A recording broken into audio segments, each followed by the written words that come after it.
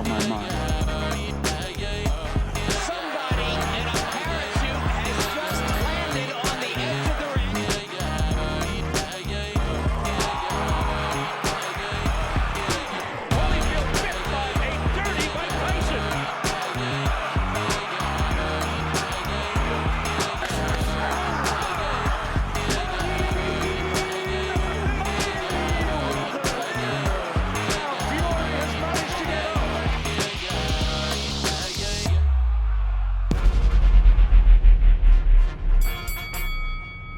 Hello and welcome to episode 56 of the award-winning combat sports podcast, The Boxing Show. With me, your host, Rob Tebbutt. Just like to remind everybody to please like, comment and subscribe, stop it, for more boxing content. Now that's out of the way, I'm delighted to be joined once again this week by Barry and Mr. Andy Clarke. How are we doing, chaps? You didn't tell me there was a show last week.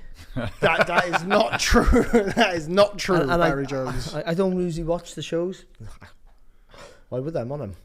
And but I started watching it, I turned it off because you just taking the piss out of me in the first 10 seconds or whatever. Oh, were we? What did we do? Yeah, I don't know. Something. Well, what was he doing? Why can't Barry turn up? Well, I don't ask him because knowing him, it could be anything. Yeah, that sounds about right. It was to be fair, Barry, it was something kinky and weird, which I don't want to mention it. I was going to say, if you want us to get into more details with things like that, we can, like, you know. No, I was trying that, what's it called? Yeah. For the first time. Ayahuasca. Yeah.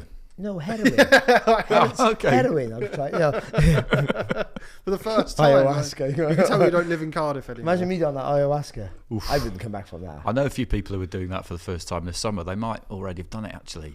They're Yeah. quite nervous about it. Do you reckon, you don't have to name names at all, but are they boxing people? Do you think? Yeah. Have they been buoyed or like brought on by the Deontay Wilder ayahuasca experience? Yeah, I think so. It's a great start. One of them had a chat with him about it in Saudi, actually. Yeah, I think boxers when they retired, they're quite kind of it appeals to them. You're searching, aren't you? That's why. I think doing it like Wilder did whilst you're still boxing is probably not the best idea. Macklin's always said to me, Macklin, he's keen to go to Peru, like the way, the right to the source and do it. But I think mostly people think, I quite fancy it, but I want to do it with somebody else. But then other people tell you that is not the way to do it. Don't do it with someone you know. Go and do it with people you don't know. So conflicting reports I hear about this. Well, there's only one way to find out, Andy. I mean, you're a man who's got I'll be up for it. Yeah, I'll be up for it. The ayahuasca episode of the boxing show. Yeah. Oh wow. No, break the internet. Why would you want to delve into yourself? I don't make no sense to me that. No. Actually, you know what? Well, my missus always says to me, "You need to go to therapy."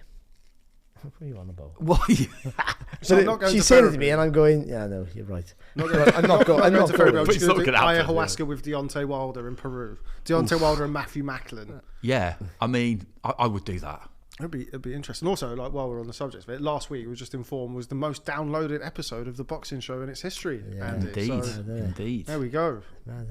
Oh, okay. I'm still asking for more money.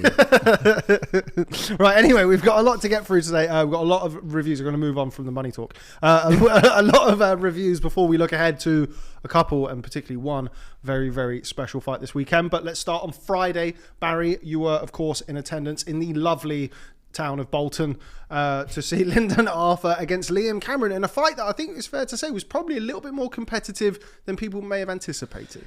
Yeah, I thought it was a nice little tune-up for Lyndon. That's the truth. Liam Cameron's a good fighter, a decent fighter, but just his stories gives him a little bit of a leg up. And I just thought it was a fight for him where they could use his story to leverage more interest, and then Lyndon would dominate, and he never at all. See, Lyndon Arthur is a really skillful fighter, and people go on about how brilliant his jab is, and his jab is very good, but it's also not used enough because he must have thrown 4 times a round, and it comes back low all the time. And quite often, Cameron would just jump in with that right hand and catch him, and he made it really competitive. He didn't win the fight, and Lyndon won the fight, clear enough for me, but he made him work for it, and more so than I thought. So coming out of that fight, Lyndon gets the win, which is important to move on to the next stage of his career still, and keeps him still in the mix, his name in the mix. But the only one who came away with any credit after that fight, in my opinion, is Liam Cameron, even in defeat, because he really gave a really good go. He's a character that's just naturally likeable. I've never spoken to him, but he is for some reason. Just because the way he is, the way he's he'll try and showboat a little bit when he's not having the best of it, and he show real toughness, and you just feel for him for what happened to him. Listen, if you're taking recreational drugs or performance enhancing drugs, you get caught, you have to pay a penalty. And that's right. So him being banned wasn't the issue. I think the issue with him, I think if I get this right, so I don't need to pay attention when anyone fails a drug test, but it was the punishment compared to others. Yeah, it's disproportionate. Yeah, it's a lack of consistency. Massively, and for a recreational drug, he wasn't taking it to get better at fighting. He was taking it to have a good night out, which I don't condone. Allegedly. Allegedly, is that allegedly with him? Allegedly taken on a night out. He has his own version of events. But anyway, but I don't condone anything. But I mean, it's different, isn't it? It's complete. It's apples and oranges. Of course. Yeah. So I just think he was harshly dealt with, and that's the truth. So for full disclosure, for people who maybe don't know Liam Cameron's story, he was banned for 5 years for trace elements of cocaine or like metabolites of cocaine. So his last fight ahead of last October was in 2018. So he was inactive from April 2018 to October 2023. But all we found out about Lyndon Arthur is nothing new. I think Lyndon Arthur will not change the way he is. I mean, he could be so much better. There was every now and again in a round he'd push forward, and he did that against Liam Cameron in one round, and he pushed forward and was hitting him the jab and pushing him back with it. And I thought, that's you. Why don't you do that? Your jab is much more of a potent weapon when you step behind it rather than flick it and want to lean back all the time. And if he could throw punches in combinations, even just like 3 or 4 phases in a round, he's twice the fighter he is, and he is then in my opinion, then he is a contender for a world sort of fringe level world level fighter. I don't see him like that with all his skill and ability. I don't see him. I know he took Bivol the distance, but I think that's more to do with Dimitri Bivol. He lost every round as well. But Dimitri Bivol, again, another safety first fighter, but at a higher level. And he beat Andy Yard, and he totally outboxed him in the pandemic in the closed shows, and that's fair enough. But in return, he got stopped quite early. So I don't know where his career goes. You know what I mean? It seems like he's just sort of like hovering around where he is. Because he's boxed for the world title in your mindset. I'm never fighting for a British title again because I've gone way past that level. But I think that's where he is. He's in an interesting position. I don't want to kick him. It feels like I'm beating him up here. He won the fight, and he won the fight clear. But I against someone like Liam Cameron, again, I'm just beating people up here. But I think he should have been more conclusive. It was said that for him to look good, and he didn't look good. Yeah, with respect to Liam Cameron, obviously he was former middleweight as well. He'd boxed less than 8 rounds in the last 6 years. So it was a fight, as you said, that was set up for Lyndon Arthur to showcase his talent in. One, I think, clear winner of a close fight, as we like to say here on the Boxing Show. And they're going to bring you in. Over the last 12 months or so, that light heavyweight domestic scene has kind of sort of started to flesh itself out a little bit. We've obviously seen recently in the last couple of weeks Dan Aziz with a draw against Herboy Set. We've seen Ben Whittaker kind of continuing his ascent. Craig Richards is now on the back of that loss to Willie Hutchinson. It seems Hutchinson up into the mix. Hutchinson now up into the mix, but with respect to the other guys, looks like he's going to box Joshua Buatsi for that WBO interim belt. But that little pool underneath there of your Craig Richards, Dan Aziz, Lyndon Arthur, it seems like now, and obviously Ben Whittaker in a different trajectory to those guys, but similarly around the similar sort of level. It seems like now is probably the time for those 3 or 4 to maybe mix it with a Ben Whittaker or indeed each other. Yes, I would agree. The thing with Lyndon Arthur is that it's still difficult to work out how good he is. And we get this in boxing sometimes because of the way that essentially the sport is run. It's not a league, so you don't all have to fight each other. So you don't have that much of a yardstick to judge people by. Now, he's beaten Yard and lost to Yard, and that was a while ago now.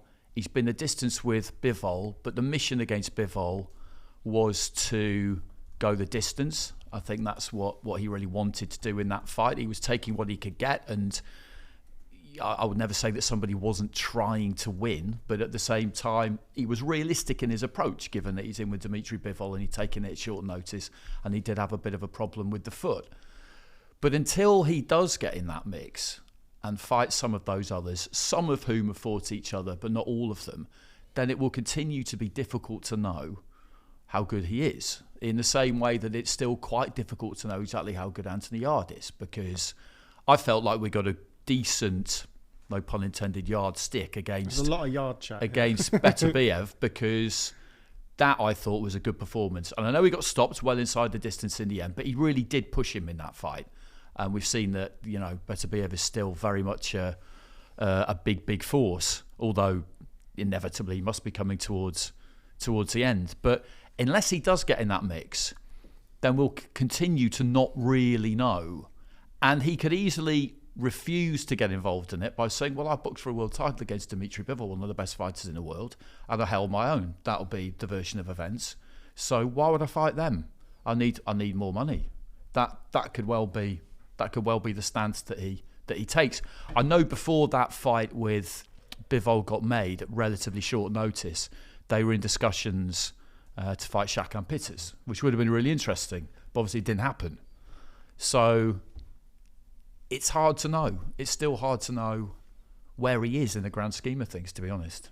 Barry, the name that was kind of mentioned a lot by Nissa Sauerland, of course, part of the promotional team for Lyndon Arthur, was Dan Aziz. We saw him, I guess, labour really to a draw against Hervoy Sepp, who was admittedly probably a better fighter than some may have given him credit for before the fight. But still, is that the fight that you think makes sense? And if so, who do you like in it? Yeah, I do. I like Aziz, just because he'll be busier. I think you gotta walk past it. You gotta try and get behind that jab, past that jab. But yeah, I do. I think I think Lyndon's has a tendency to coast fights, and coasting fights is such a dangerous thing to do. And I think that stems from the gym, when you do it in sparring quite often, where you're dominant against people who are not as good as you, and you're sparring too many people who are below your level. I'm not saying he does that, but that's sometimes the case. And then when you start doing things well in a fight, you just stick to that and don't try and insert a little bit more. You know what I mean? You got to turn the screw a little bit. These are things I never did, but that's what you have to do to be more dominant, especially in bigger guys, because everyone can punch. Light heavyweight, whether you're a puncher or not, everyone can punch. So, and he had that against that Brian Suarez, yeah, didn't he? And he won the fight, but I mean, there was a point there where he was coasting, he got caught and he got hurt, and he was in a little bit of trouble.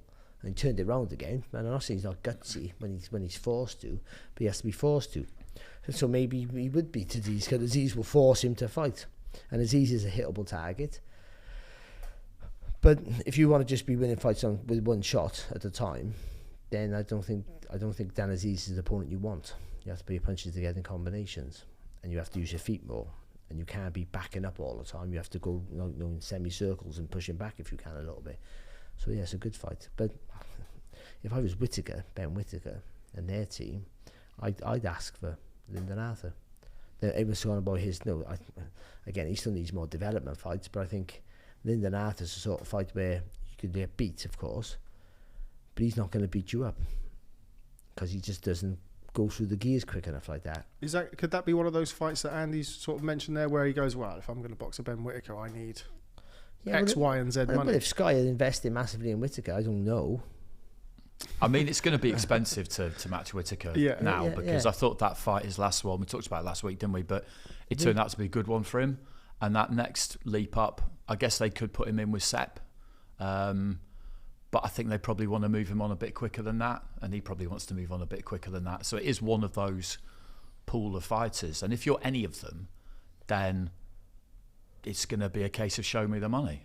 Because somebody like Craig Richards, for example, because I probably know him a bit better than I know the others.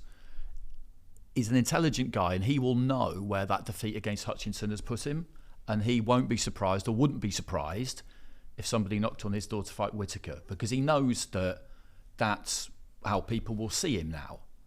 It won't be how he sees himself, but if he's going to take that kind of fight, he's going to want to get paid, as is anybody else.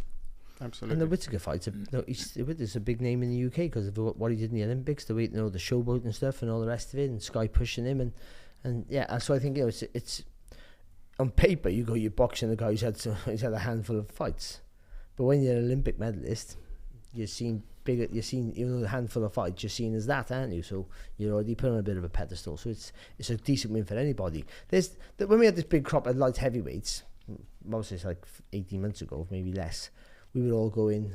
I said 18 months or less twice now, and I'm going to say it again. But like we had this crop of we got a real good mix of light heavyweights. I think now it's like a long distance run. There's been a leading pack have separated themselves, and Lyndon's not in that leading pack. I don't think. Let's just batter Lyndon Arthur. This feels like it. I don't think he's in that leading pack at the minute. He might need a closer. Who is in the leading pack? Well, I think Boatsy and Yard. Boatsy, Yard, Hutchinson there. Yeah. Well, in now, but sort of in between. Yeah, I also with Hutchinson, and he was fantastic. I didn't think he was going to win. I didn't. I thought of all in that 5v5. I thought that was. I was always saying like, why didn't they make Richards the captain? That was the clearest. That was the fight with the clearest favourite. Yeah, it was. I thought with Craig Richards, it was absolutely. And either maybe Craig Richards looked old that night, or did Hutchinson make him look old? That's the thing. I'm not sure if Hutchinson made him look old or Richards made Hutchinson look better. I'm not quite sure. Let's just say, but let's give the winner the credit, and he made Richards look really old. Richards looked really old on the night, and he stepped up a level and he performed, and that's what you want in your biggest fight. But still, he was in the chasing pack. I mean, and he might still be in that chasing pack, and that leading pack might only be 1 and 2 at the minute, possibly. But it's kind of convenient for Boatsy that Hutchinson has been put into that fight with him, which we think is going to be on that Wembley card, because Boatsy Yard looks like it's not going to get made. And without Hutchinson, then what would Boatsy do? If Yard's not going to fight Boatsy, what's he going to do? Yeah. You know, we've seen so much recently how key activity is if you want to kind of get to where you want to get to. So it is kind of interesting, you know, like you say, that I do feel like they've separated out a bit as they've gone round and round the track. Yeah. But if you want to stay in contention, you need to fight, don't you? Basically, it's as simple as that. And also fight to eliminate your rivals. I think that's important. The fact that I know we're going off a tangent here, but we always do this. But why, like, Boatsy and Yard? If that doesn't happen, that's a fucking stupid. Just everyone involved. What's the matter with you all? It makes no sense to me. Like, because I know you all want to fight for a world title, but you know you're not going to get that opportunity. You're not going to get it now because that fight's been postponed. The Bivol and Better BF, no one's stripping them of their titles now, and no one's fighting them until they fight each other, unless one of them just says I'm not fighting anymore. That's so like fight Boatsy and fight Yard, because that's the biggest money earning fight you can have next to them two. Might be a bigger fight financially, I don't know, but I mean, because you might have to take a smaller share to get the opportunity to box for a world title. It'll do really well on pay-per-view. They both sell it, you know, to be fair, especially Yard would sell it, and put yourselves on to fight each other. Rob probably knows more. I don't know for absolutely sure that it's not going to happen. I spoke to Tunde last weekend, and he said, there'll be an announcement coming this week, but there's been enough time, hasn't there, to get it done, and it's not.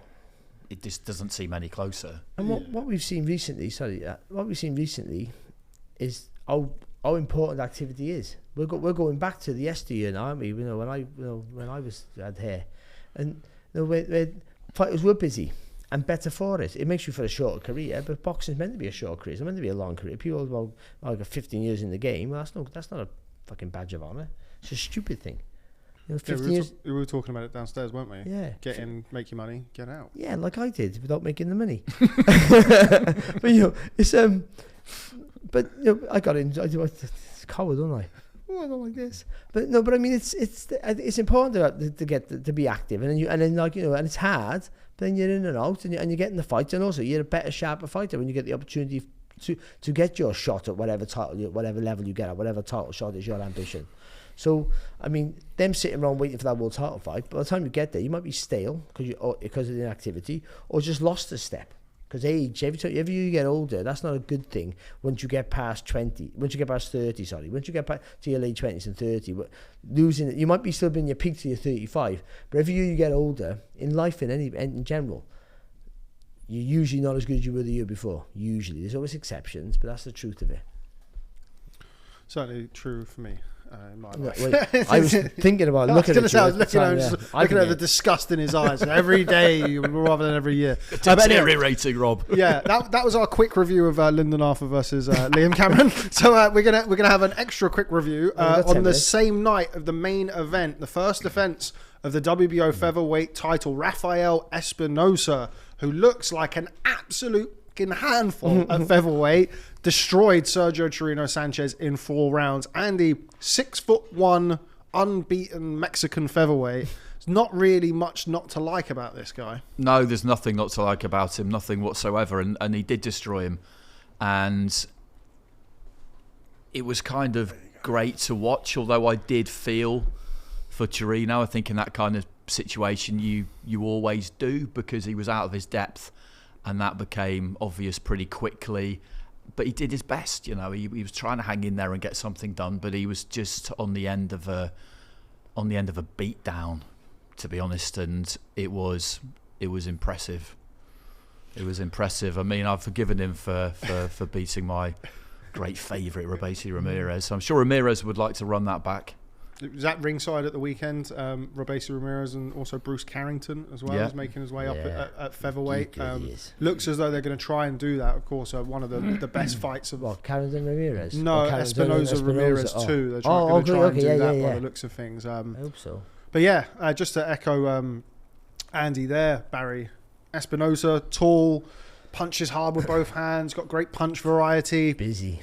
Looks like a real handful, doesn't he? being 6'1", isn't he? 6'1". Being 6'1", anyways, makes it hard. But if, in your mind, if someone's saying you're boxing at 6'1" featherweight, you're like, right, I got to get in close and cut the ring off. He's like, you don't have to cut the ring off because I'm coming at you. Like, you don't have to cut the ring off to me, mate. I'm not dancing. You first thought he's going to be moving around using his long reach and like Ray Vargas. Make you chase him. Yeah. And then coming forward in spurts of punches, like to push you back, but ultimately he's going to be moving, using that reach.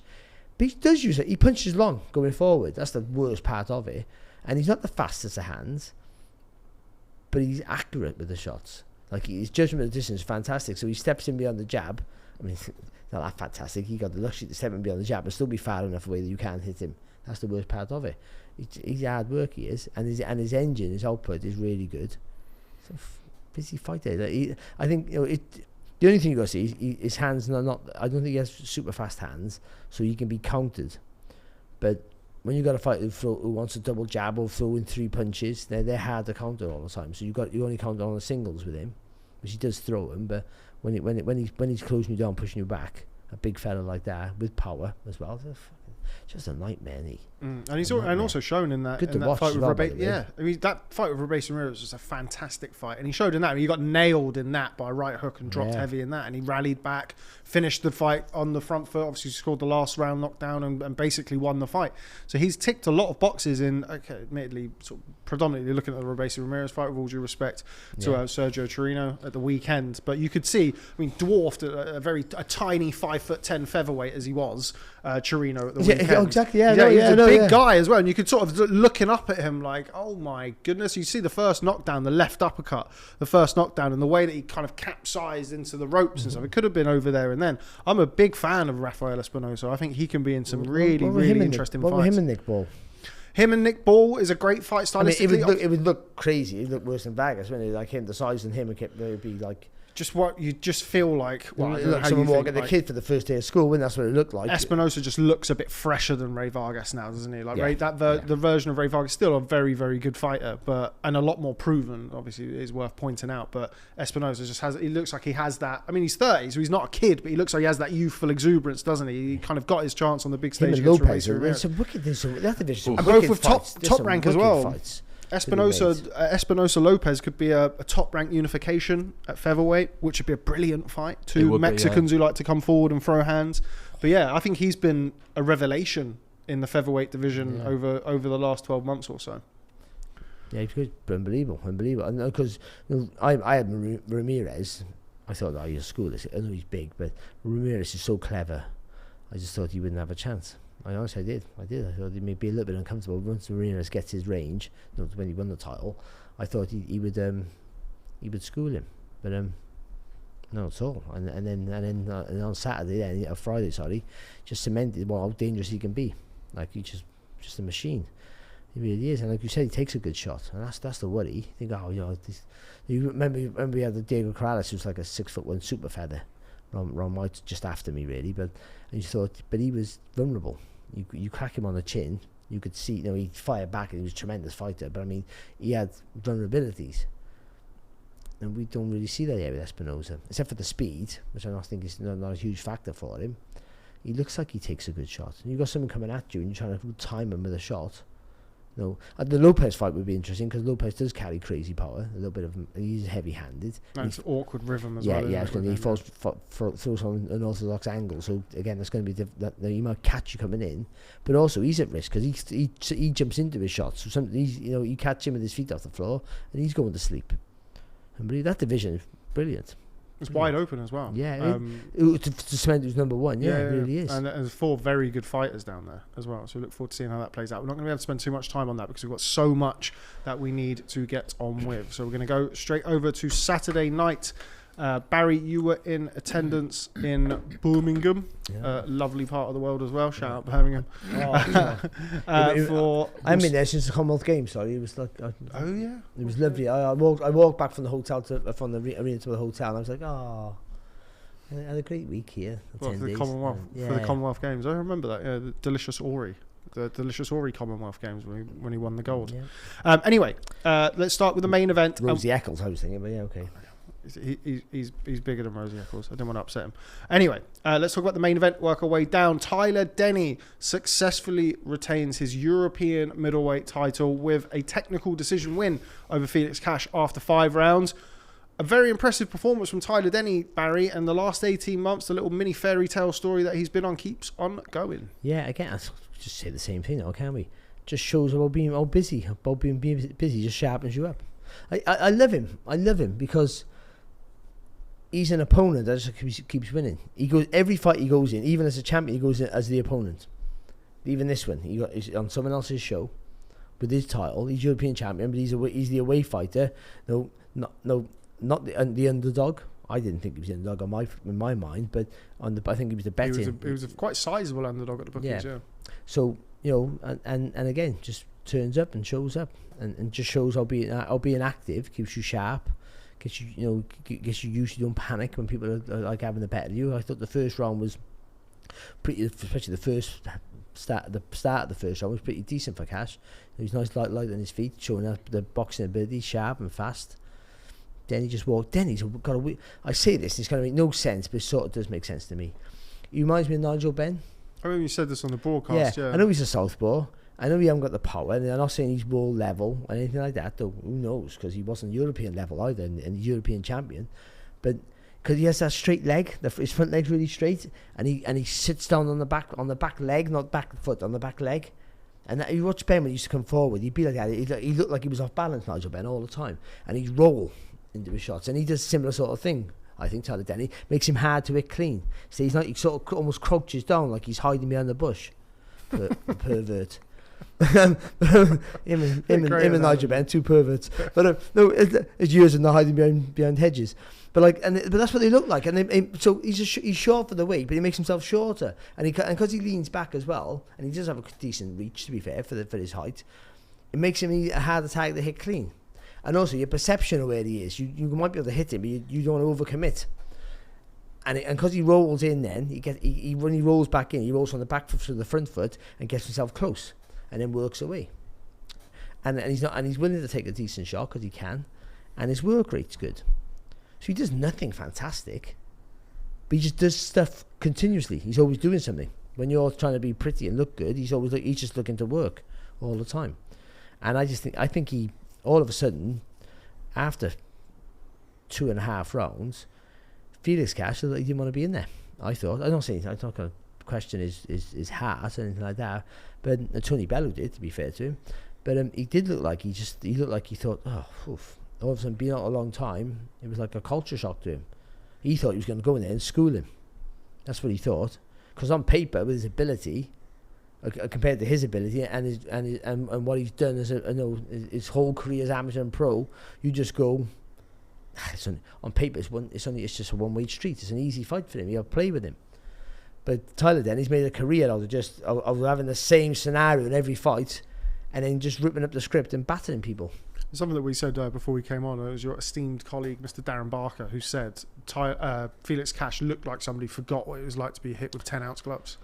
Yeah. And that I think encapsulated it very. I think I've mentioned here in the past, Andy Lee saying to me years ago about inactivity and how, you know, your body just doesn't, it's not used to it. Your body, when you're active, you're conditioned, like the shots on the arms and the elbows that the next day you wake up going, oh, like your body's conditioned to that. You don't feel those as much. The first time you have some hard sparring, all your face is, all your head's bruised. You don't see the bruise, but it almost like your skin gets toughened up to it. It sounds awful, actually. I mean, how to ban boxing? but it does. You get softened to it. You like if you don't spar, or say, when I started training again years after I retired, and I sparred with some kids, and no one hurt me, but the next day my face felt like I'd been hit with a sledgehammer. I wasn't hurt, and I didn't take a punch really. But and these are kids just banging you. But it's just everything softens up.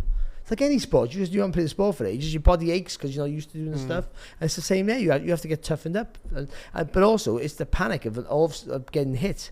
Oh, fuck, I didn't like that. And the shock and reacting to when you get stung and you see all the little flashing lights. How to ban boxing? But it's that stuff is not. No, you panic when that first happens to you, and if you haven't had that for a long time, you might panic again.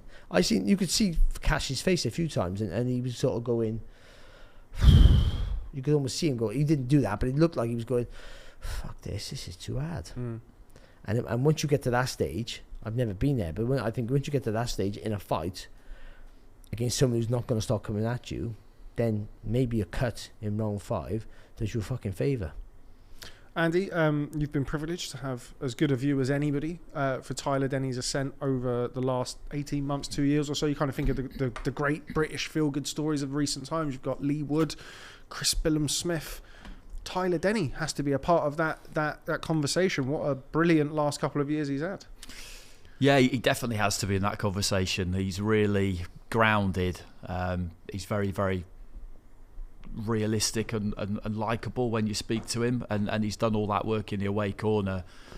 When he won the European title, he was in the home corner in Wolverhampton, and he can sell tickets, so he belongs there too. It's just that it's worked out that, generally speaking, he's been away, and then Boxer missed out on the purse bid for this one by about 10 grand, I think, which when I saw the news of that, I was gutted, because I just thought Denny kind of deserved to defend his title on his own show, but I knew it wouldn't bother him, boxing on a Matchroom show. And as Barry described, he's got this kind of style which, when you're in there with him, probably takes, no matter who it would be, it would take some adjusting to, because you get some unorthodox styles which they're of a certain type, and you could probably get sparring for it without too much trouble. But with somebody like him, I don't really know how you would, because he just does these little things, and he's unpleasant to fight. I've got absolutely no doubt about that. He's unpleasant to fight because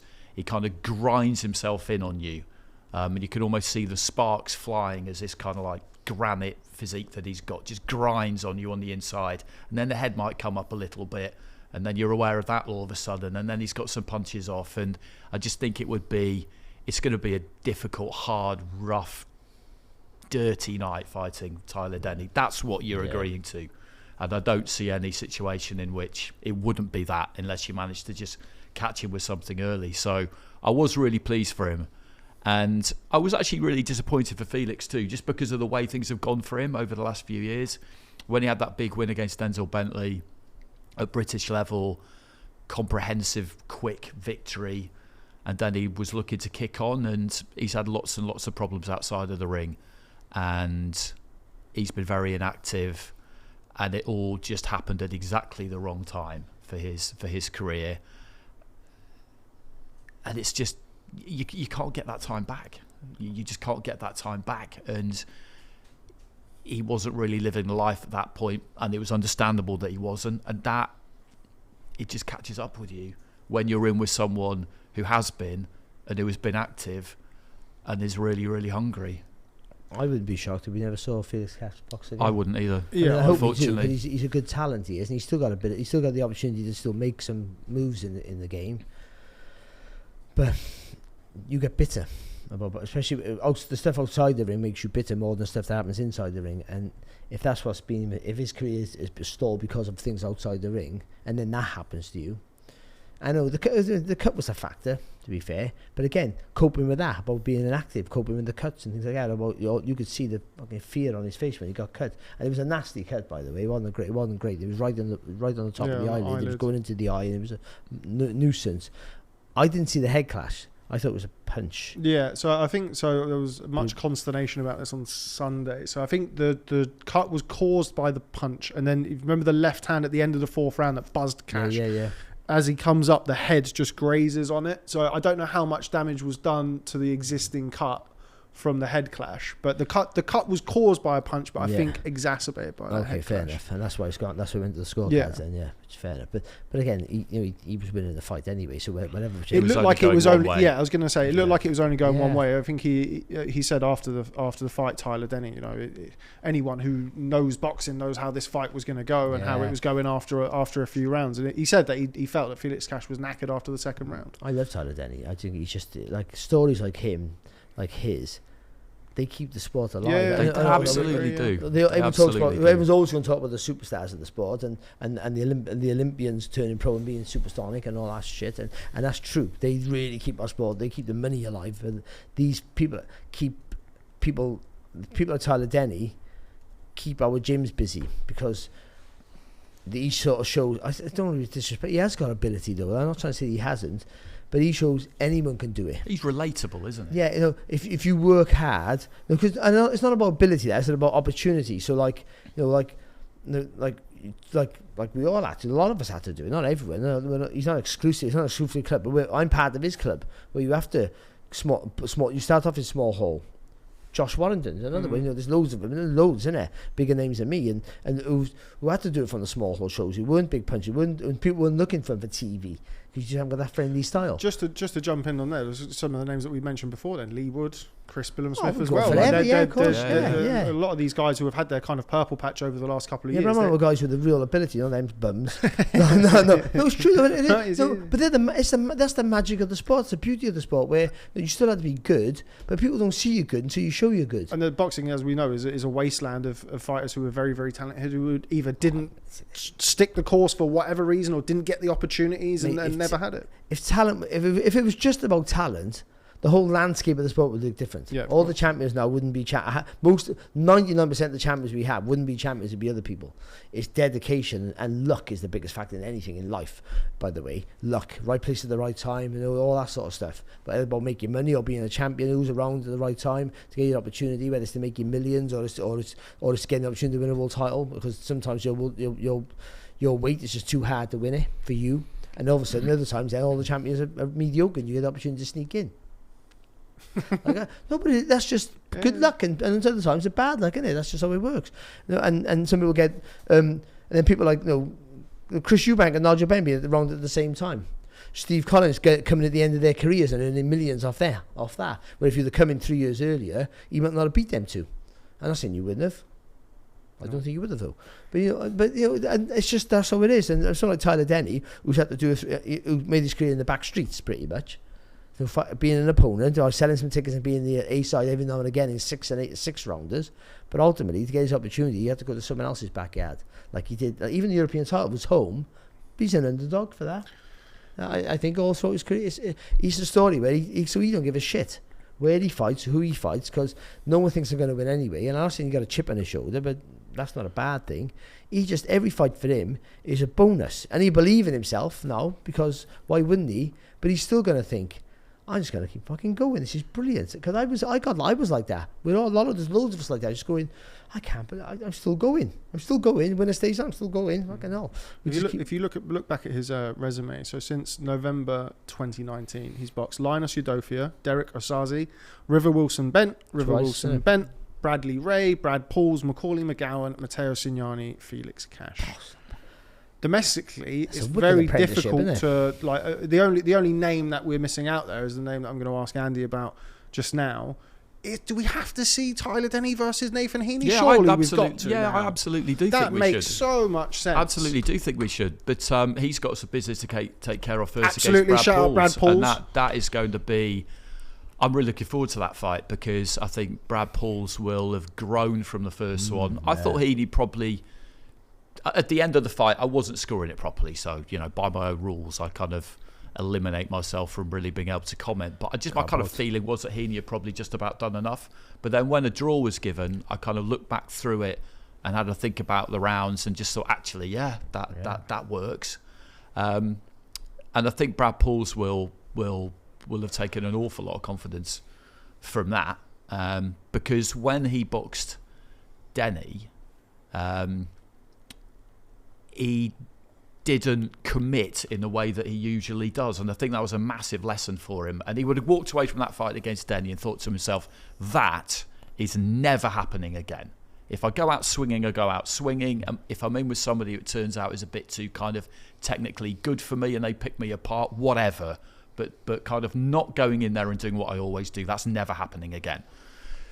So that's by no means a done deal, but I think he would want to win a British title. Who wouldn't want to win a British title? I know he's jumped up to European, but I think for someone like Denny, because of the route he's been, he would just think to himself, British title is a massive title. I'll put my European up as well. That makes it a really, really big fight.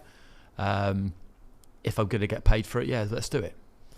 But he might crash the world ratings now, I mean, we know we've spoken about this quite a lot over the course of the last couple of months. Obviously, with Hamza Shiraz and Amo Williams, it's not the deepest division. It's not on the world level. not. If you just look at the Ring magazine, the second best magazine in boxing, their rankings. I'm only joking. I'm not. Felix Cash was number 8, so a win over Felix Cash. Elijah Garcia, number 7, has just been beaten. I was Cash number 8 when you haven't boxed for like... it's Ring magazine, isn't it? Boxing, isn't it? Yeah, check out the boxing news rankings. But anyway, if you look at the rankings across the board, let's just have a look because he was ranked already at number 15 by the IBF. Tyler Denny, number 14 by the WBC. There's possibilities there for him. And if you look at that, Shane Mosley Jr. is number 7 with the IBF. All due respect to Shane Mosley Jr. That's that's very winnable fight. He's number 4. He's number 5 with the WBC. Number 6 with the WBA. Shane Mosley Jr. Number 4 with the WBO. Tyler Denny versus Shane Mosley Jr. There we go. You heard it here first. But the thing about Tyler Denny though, the secret's out now. You could have said that a couple of fights ago, but it's out. No, you haven't got that. I don't think he's at that element. Because you watch Tyler Denny box as a boxer myself. I watch Tyler Denny box. I go, it's a hard night's work, but I can't say I don't beat him. Do you know what I mean? Because he does not. He hasn't got that crazy power. He doesn't like he's heavy and everyone hits that weight, but he doesn't like he's got loads of power. No, you think I could outbox him? But they all think that, and I think, but they don't think. They don't take into account. Well, you might be able to box him, but it's a tough fight. You think, it's a tough fight. But I think it's tougher than what you think with him. Yeah, he's definitely one of them. He drags you. Look what he did with Cash. He dragged him into Cash. We all thought it was going to be at some point Denny would drag him into his fight, but we thought maybe Cash would have a good 3, 4, 5 rounds before he got there. Well, to be fair, I was talking to John. I did say I think he gets him. I think he drags him into his fight earlier, but I didn't think it was going to be in round 2. Yeah. You know what I mean? Yeah. But that's his ability. He can drag you straight into his fight straight away. We're gonna box how I want to fight. You might be able to beat me, but you got to do it my way, and that takes a real resolve. And when you train the way that when you train with an arrogance like we all do at times against certain opponents, I'll just school this kid. He might be tough, he might be hard, he might be strong, he might be awkward, but you haven't got the same ability as me. I'm gonna dance in my merry tune, and then that doesn't happen. Then a mental adjustment in a real fight scenario is difficult to do. I think you're right. I think people will go into it now with their eyes kind of more open, and they won't necessarily... It's not like they'll look at him and be able to pick out why it is that he's so difficult, but they'll be ready for it. They'll just think to themselves, I don't know what it is about you that makes you more than you look like, but you obviously are. Yeah. And so when it goes there, they'll be just prepared for it. And you're getting mentally rather than in any technical way. I'm getting light heavyweights, southpaw light heavyweights to come and beat me up. To spar him, actually. Even though you can, I think it's hard to get a style to replicate his style, but you just want someone who's going to force you to throw loads of punches, which he does, and put pressure on you all the time. And he doesn't run at you actually. You know, No. he's quite clever. I think he is quite clever. But he looks ungainly, doesn't he? That's why. Yeah, he looks clumsy. That's why I got the Nigel Benson and that like similarity with him. He's like he looks like he's a little bit off balance at times, but actually that's just how he is. Yeah, he's good. He's a great story, and I'm so happy for him. But when I see him kind of like working in up close and the shoulder goes in, or just like a little bit of an elbow, I just think, God, that just looks really unpleasant. Yeah, and that's natural. I don't think he learned. Yeah. You know, that's not a learned. I think he just does that naturally. Yeah. But I felt it was brilliant because when they stopped the fight, he jumped on the ropes like this. And the referee went like that, and he jumped on the ropes, and it was all like, "Yes, he's won." And then like, people like, and they thought, "No, you haven't won." Yeah, they still got the scorecards, and we all knew he won anyway. Yeah. But it was like, what? Yeah. No, not for him. I think his team were going, what? But he was still on the rope. He was going like this. They go, no, come to the centre of the ring. So all right, okay, whatever. Yeah, I think I'd give him 3 of the 4 completed Yeah. rounds. A clear enough winner. Okay, on the undercard, I'm going to try and whiz through the undercard.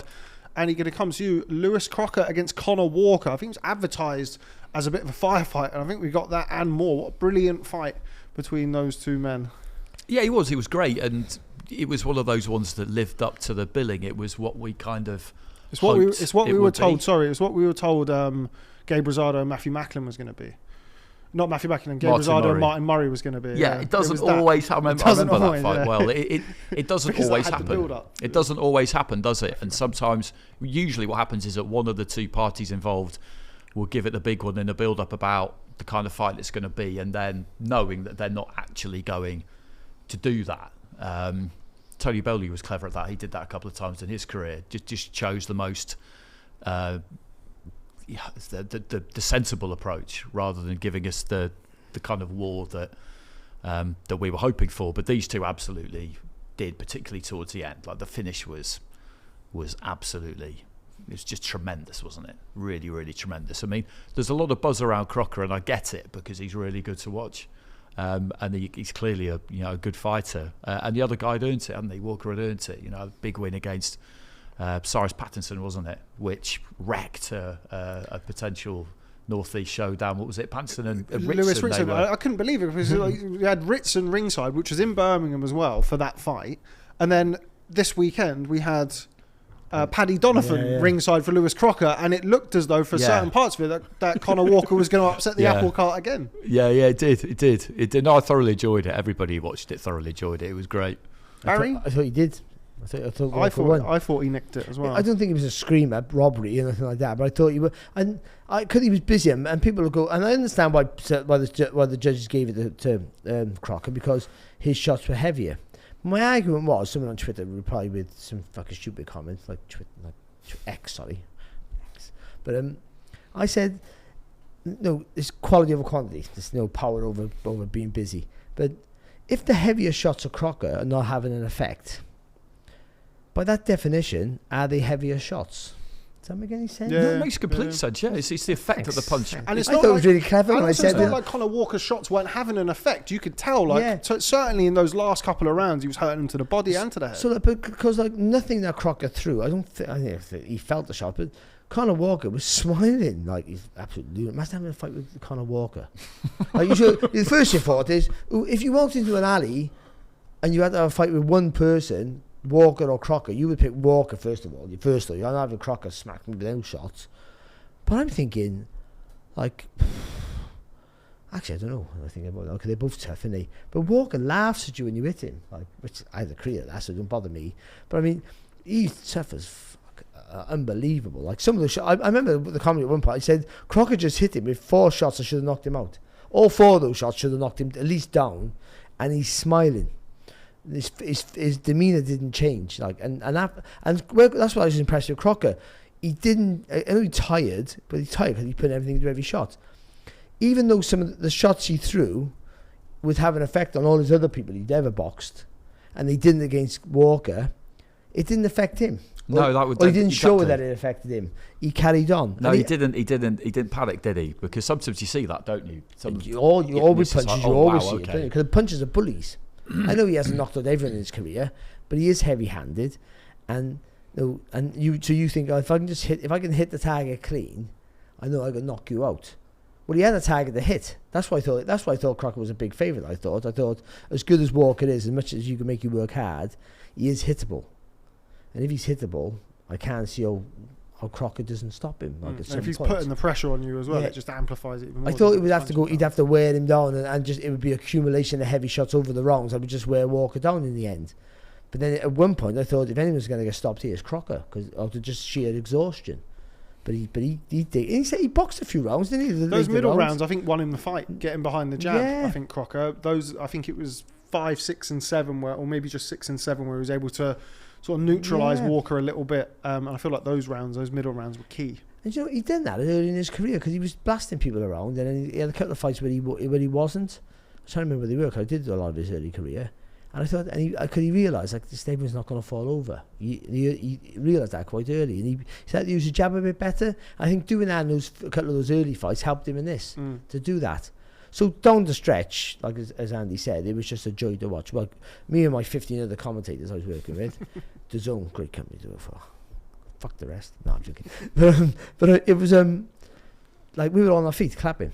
You very rarely get that. Like, but it was just like I've been in some great fights, luckily, but that was like just a joy to watch. It really was. And well, not surprising though. Like we expected that, but when you expect it and it delivers and then a little bit more on top, you go, oh, this is just like, I felt sorry for the top of the bill. I thought, because it felt like we should just go home difficult now. Yeah, really difficult to follow that, just go home now. Actually, but the crowd were pretty decent actually for the Denny fight, so that helped that fight as well. But it was great, and it was one of those fights. So that I'm glad for Crocker, and because we thought he lost on the commentary, I think he'll be a bit like, fuck's sake, like, you know what I mean? But like, no one argued at it. No one saying he got robbed. I think we all just thought that, like, we all had a consensus of opinion, all of us, and we all just thought that. I think we thought that Walker won. Yeah. On world great. 6 rounds to 4. Yeah, so it's a close fight. So it's not a screamer, but he moves on. Then the point went as well. Yeah. But so he moves on, and he got that Paddy Donovan fight, which is a huge fight for Ireland. It's a massive fight. I think there's going to be. They could really build that, can't they? They could really two build very that. different sort of characters as well. You don't get that fight. You don't get the fight we saw Saturday. Nowhere near that, because but Donovan showed his last fight that that he can be tracked down. He can be tracked down. And Crocker will get to him at some point. I'm not saying you might make Paddy Donovan a favour on his ability, but Crocker with his experience and his power, and he shows a willingness that he doesn't lose focus when things are not going his own way. So that's a brilliant fight. And it's Andy Lee, obviously, of course, part of the training team for Paddy Donovan, Eric Donovan, different Donovan. He worked on the broadcast the weekend, and he said, this is his first real step up, which is maybe a bit of gamesmanship from Andy. He's been around the block a little bit, but just like what you've said there, Barry, the fact that Crocker's now been in a war like that for 10 rounds, he's hit Conor Walker with the kitchen sink a few times, then went to his boxing, then had to really grit it out and tough it out at the end. Could be invaluable going into that fight with Paddy Donovan. You mentioned there about Paddy Donovan and Lewis Ritson. Lewis Ritson, his best days were at lightweight. Yeah. Lewis Crocker is a big welterweight, and if he can track Paddy Donovan down and have similar sorts of success, that's a much different proposition, isn't it? It is, but I do think we'll see a bet. I do think Donovan to give a little bit of leeway here. I think you went into that Lewis Ritson fight with the same thought process that we all just had. You said. I think we had the same there. Ritson was a monster of a lightweight. When he was light welter, didn't look as good, and as welterweight, he's a smaller guy, but showed the toughness. But you thought that Donovan would be able to play with him because he's naturally bigger, and it would be an easier night for him, and Ritson wouldn't be able to get close. But Ritson showed, again, with that experience, that he could cut the ring off better and made Donovan work harder than what we thought. I think we'll see a better Donovan against Crocker, much better. You have to be. Because the thing with Crocker, the way he chops down with some of those shots, I mean, it's like he walks up a step ladder all of a sudden. He goes from being 5'9" or whatever to 5'11" or the 6'4". He was throwing that like that Gennady Golovkin overhand left hook. He dips his leg, he dips his head down, doesn't he, and comes up with that overcut. Yeah. The thing with that hits though, you on the top of the head. The thing with that though, if you miss, you're a massive target to hit. And Donovan, how clever he is and fleet-footed he is, if he can give you the target and invite you to throw the shot, it's a real risk. But people with a with that good anticipation can do it. give you the target to hit, and then pull out. That chopping down shot leaves you almost turned over, and also because you use the head as leverage, you're not looking at the target for a second, so you got a free shot that your opponent can't see, which is the shots that can knock you out, by the way. So if Donovan can get that right, can time that chopping down the left hook or right hook, whichever one he throws there, Crocker, and step back, he'll have a free shot on a blind target. And you mentioned there about how much they can build this fight. It's been talked about now for probably 2 or 3 fights. They've been positioning them quite well. How do you see the fight playing out? I would favour Donovan, I think. Just because of the all-round skill set that he's got. But it's going to be tremendous because it's come along at exactly the right time. There's been a few comments flying between the camps. I saw Paddy Donovan fire off at Michael Conlon off the back of something Michael said. 2 or 3 weeks ago. It wasn't, got a bit of an edge to him, hasn't he? Yes, Paddy? He doesn't look like it. He looks like he has. Saturday night, I got to tell, I'm a little grass. I am. I think they had words Saturday night with Conlon as well. Yeah, I think that. I mean, that was that. He's That got was a bit about him, hasn't he, Paddy? Yeah, he has, and that's great. There's that bit of spice there. Maybe it's not going to come from Crocker, but it doesn't really matter because it just builds it all. It builds it all really, really well, and it's a massive occasion for both of them. I think they've both been kind of built well. I definitely feel like that fight for Crocker, if Andy's sitting there watching it, Andy Lee, he's always probably thinking to himself, damn, like it would have been way better for us if he just chinned him in 4 or 5 rounds rather than have the kind of get the seasoning he got from that fight. But for everybody else, it's ideal. Who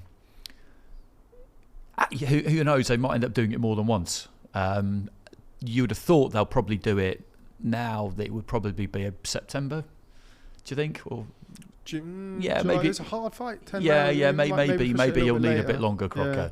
But it'll be a really good kind of autumn fight, won't it? Which is a great time of the year for boxing. Out in Belfast. Yeah, it has to be. And that'll be packed. I think that'll sell really well because they love their fight. They love their boxing island, but we sometimes oversell it. I think, but like Belfast is the best boxing city in the world, but sometimes we oversell it. We go there, Belfast, and not all the shows are packed out, but that will be that they'll get hold of that. That'll ignite like that. And I think Crocker. I think the press conference, Crocker will stand up in the press conference. I think he'll play his part. I don't think he'll play a part. He will naturally react. Yeah, hopefully. Because Donovan's feisty, Donovan, but he's cheeky with it. Could he get that golden boy? Like I'm the next big thing. All that sort of the blonde hair and all that stuff. And I think the Conlons, it'll be matchroom Conlon boxing. Yeah, I remember Jamie Conlon really played his part in the Wood Conlon build-up. Yeah, they really. I think they're a really good outfit. I think Jamie's really good at what he does and has been for a while. I wouldn't say it's gone unnoticed, but in Belfast, like nobody will know how to do that better than them. Nobody. Just to stoke it up and get that to the simmer at exactly the right time. But Conor Walker didn't lose anything in defeat. Oh, absolutely, no, definitely not. Absolutely, who doesn't want to see him again? Like easy. Lewis Crocker. I bet you Lewis Crocker would probably go and go, I want that again. I want to show people like this. Yeah. But I'd be advised just to stay away from him. But I mean, because stylistically, that's the fight you don't want because the guy you can't. Who there was a few names banded about for Conor Walker next. One of them was Florian Marku. Yeah. Yeah, I think Marku wants Congo again, doesn't he? He's been talking about how he had an injury going into that fight and they want to do that again, and I think Congo, if the money was right, would probably do it because he won easily, didn't he? Yeah, just trying to think of other welterweights for Conor Walker. I would say that with Conor Walker though, he can be unboxed. I would say against when you got people like Ken Gardner, on a Channel 5 show. I think it was the prelims to the Channel 5 broadcast, but yeah, and that was a close fight, by the way. And Ken Gardner's a good fighter, but just below that British title level. And then you boxed him, but you just can't engage with him. That's all. And you got to know, and all that trying to make, you can't worry about make Conor obviously clear now. Make Conor Walker work hard in the early rounds and tire him out, because he's just one of those guys who just won't. Imagine, go train with him and all those lazy fighters we watch. We say, you just do more. Lyndon, go train with Conor Walker. You know what I mean? Like Matty Harris, go train with Conor Walker. There's a list here. I just picked on 2 there, but like, cause they both boxed on Friday. But like, go and train with him, because like his work ethic in the ring is fantastic. Another good fight for the Midlands: Conor Walker versus Echo Esserman. Yeah, that's a good fight. Yeah, 2 guys who don't throw a lot of shots. Yeah, 2 guys who certainly don't need a second invitation. Barry, before we move on, how do you see it going? Paddy Donovan against Lewis Crocker. Yeah, I edged Donovan. I think for his ability to move. I think that makes it a harder night but it's a battle he's never been in before, because Crocker won't be deterred. Like we've seen that, he takes a good shot as well, Crocker, and even though I don't think he's not a KO artist, I don't think he can knock you out cold, but I don't think he's that naturally heavy, but every shot's heavy with him, every shot's hard, and having that over a succession of 10 or 12 rounds. If I was Crocker, I'd make it 12, by the way, because it's hard to stay away for 12 rounds. He might tire, but I mean, for you to stay out of trouble for 12 rounds is more difficult than 10 rounds. Obviously, that's fucking math, isn't it? But yeah, I'd favour him, but it's his biggest test. Like, and after the Ritson fight, you would be confident for Lewis Crocker camp. They would be confident they could get to him and stop him after seeing how not easy, but how Ritson was able to get to him at times. And if you're in the Paddy Donovan camp, you look at the success Conor Walker had and think if Paddy Donovan lands those shots, I mean, different styles, but still heavier puncher, Paddy Donovan. Oh yeah, there's plenty of encouragement for each both one sides, to take which is what makes it such a great fight. Exactly. It's a great fight, and there's been a lot of talk around Donovan from the beginning. I remember when he was turning pro, and Andy was telling us all about him and looking for a home for him, which wasn't difficult. There was plenty of people who were looking for his signature, and if he's going to go on and become what people think he can, then we'll find out quite a lot about how likely that is in his next fight, I think. I think for both of them, the winner of that fight, you could see really pushing on. Yeah, I think, and what Donovan has is great timing when he gets it right. It's fantastic. So those shots, the way he can time his shots is they're the shots that really shake you up. But what they both do quite well is they follow up their attacks. You tend to think Richard Crocker's better at it. If Crocker hits you with one shot, a good shot, there's loads coming at you. He's raining down on you. You're done if he can get you out of there. But Donovan is a good finisher as well. He puts his punch together really well. So if he can get the right angle against Crocker, make him miss, which I think is feasible. No, he sits down on his shots now and again. He'll be looking to walk him into shots, won't he? Like, but that's going to be. That's the worry with that is he does what he did against Ritson. He walks himself back to the corner like he did against Ritson too often. You put yourself in the corner against Crocker. That's just stupid. You got to. Now and again, you're going to be able to spin him lovely, and it's going to look fantastic. You're gonna go boom boom, and you're going to spin out in the middle of the ring, and Crocker's going to be like face first into the ring post a couple of times. Then all Crocker's going to do then is what you shouldn't do. He'll square his feet up, so he's going to block it. He'll block the exit either way, but squaring his feet up is stupid. But he throws with such ferociousness. It's brave for you to look to block and counter with someone as hard as him throwing a shot. The sheer the weight of the shot is going to knock you around, so you're going to have to just block it. So putting yourself in you've got to learn from that. See, that Ritson fight was good for him because you should learn from there. Like telling all the time, like sitting on the ropes, and you learn to inspire. You learn to sit on the ropes and play, and how good you are at it. It's like it looks good, but from that, when one of the judges is watching a fight from the back, facing you, when you can see all you can see is the back of the opponent wailing away. You can't see the punches clean land on the target. You might be blocking them all on your shoulders and your elbows and your arms and looking good. He's just seeing the guy throwing loads of punches at you, and you're under pressure.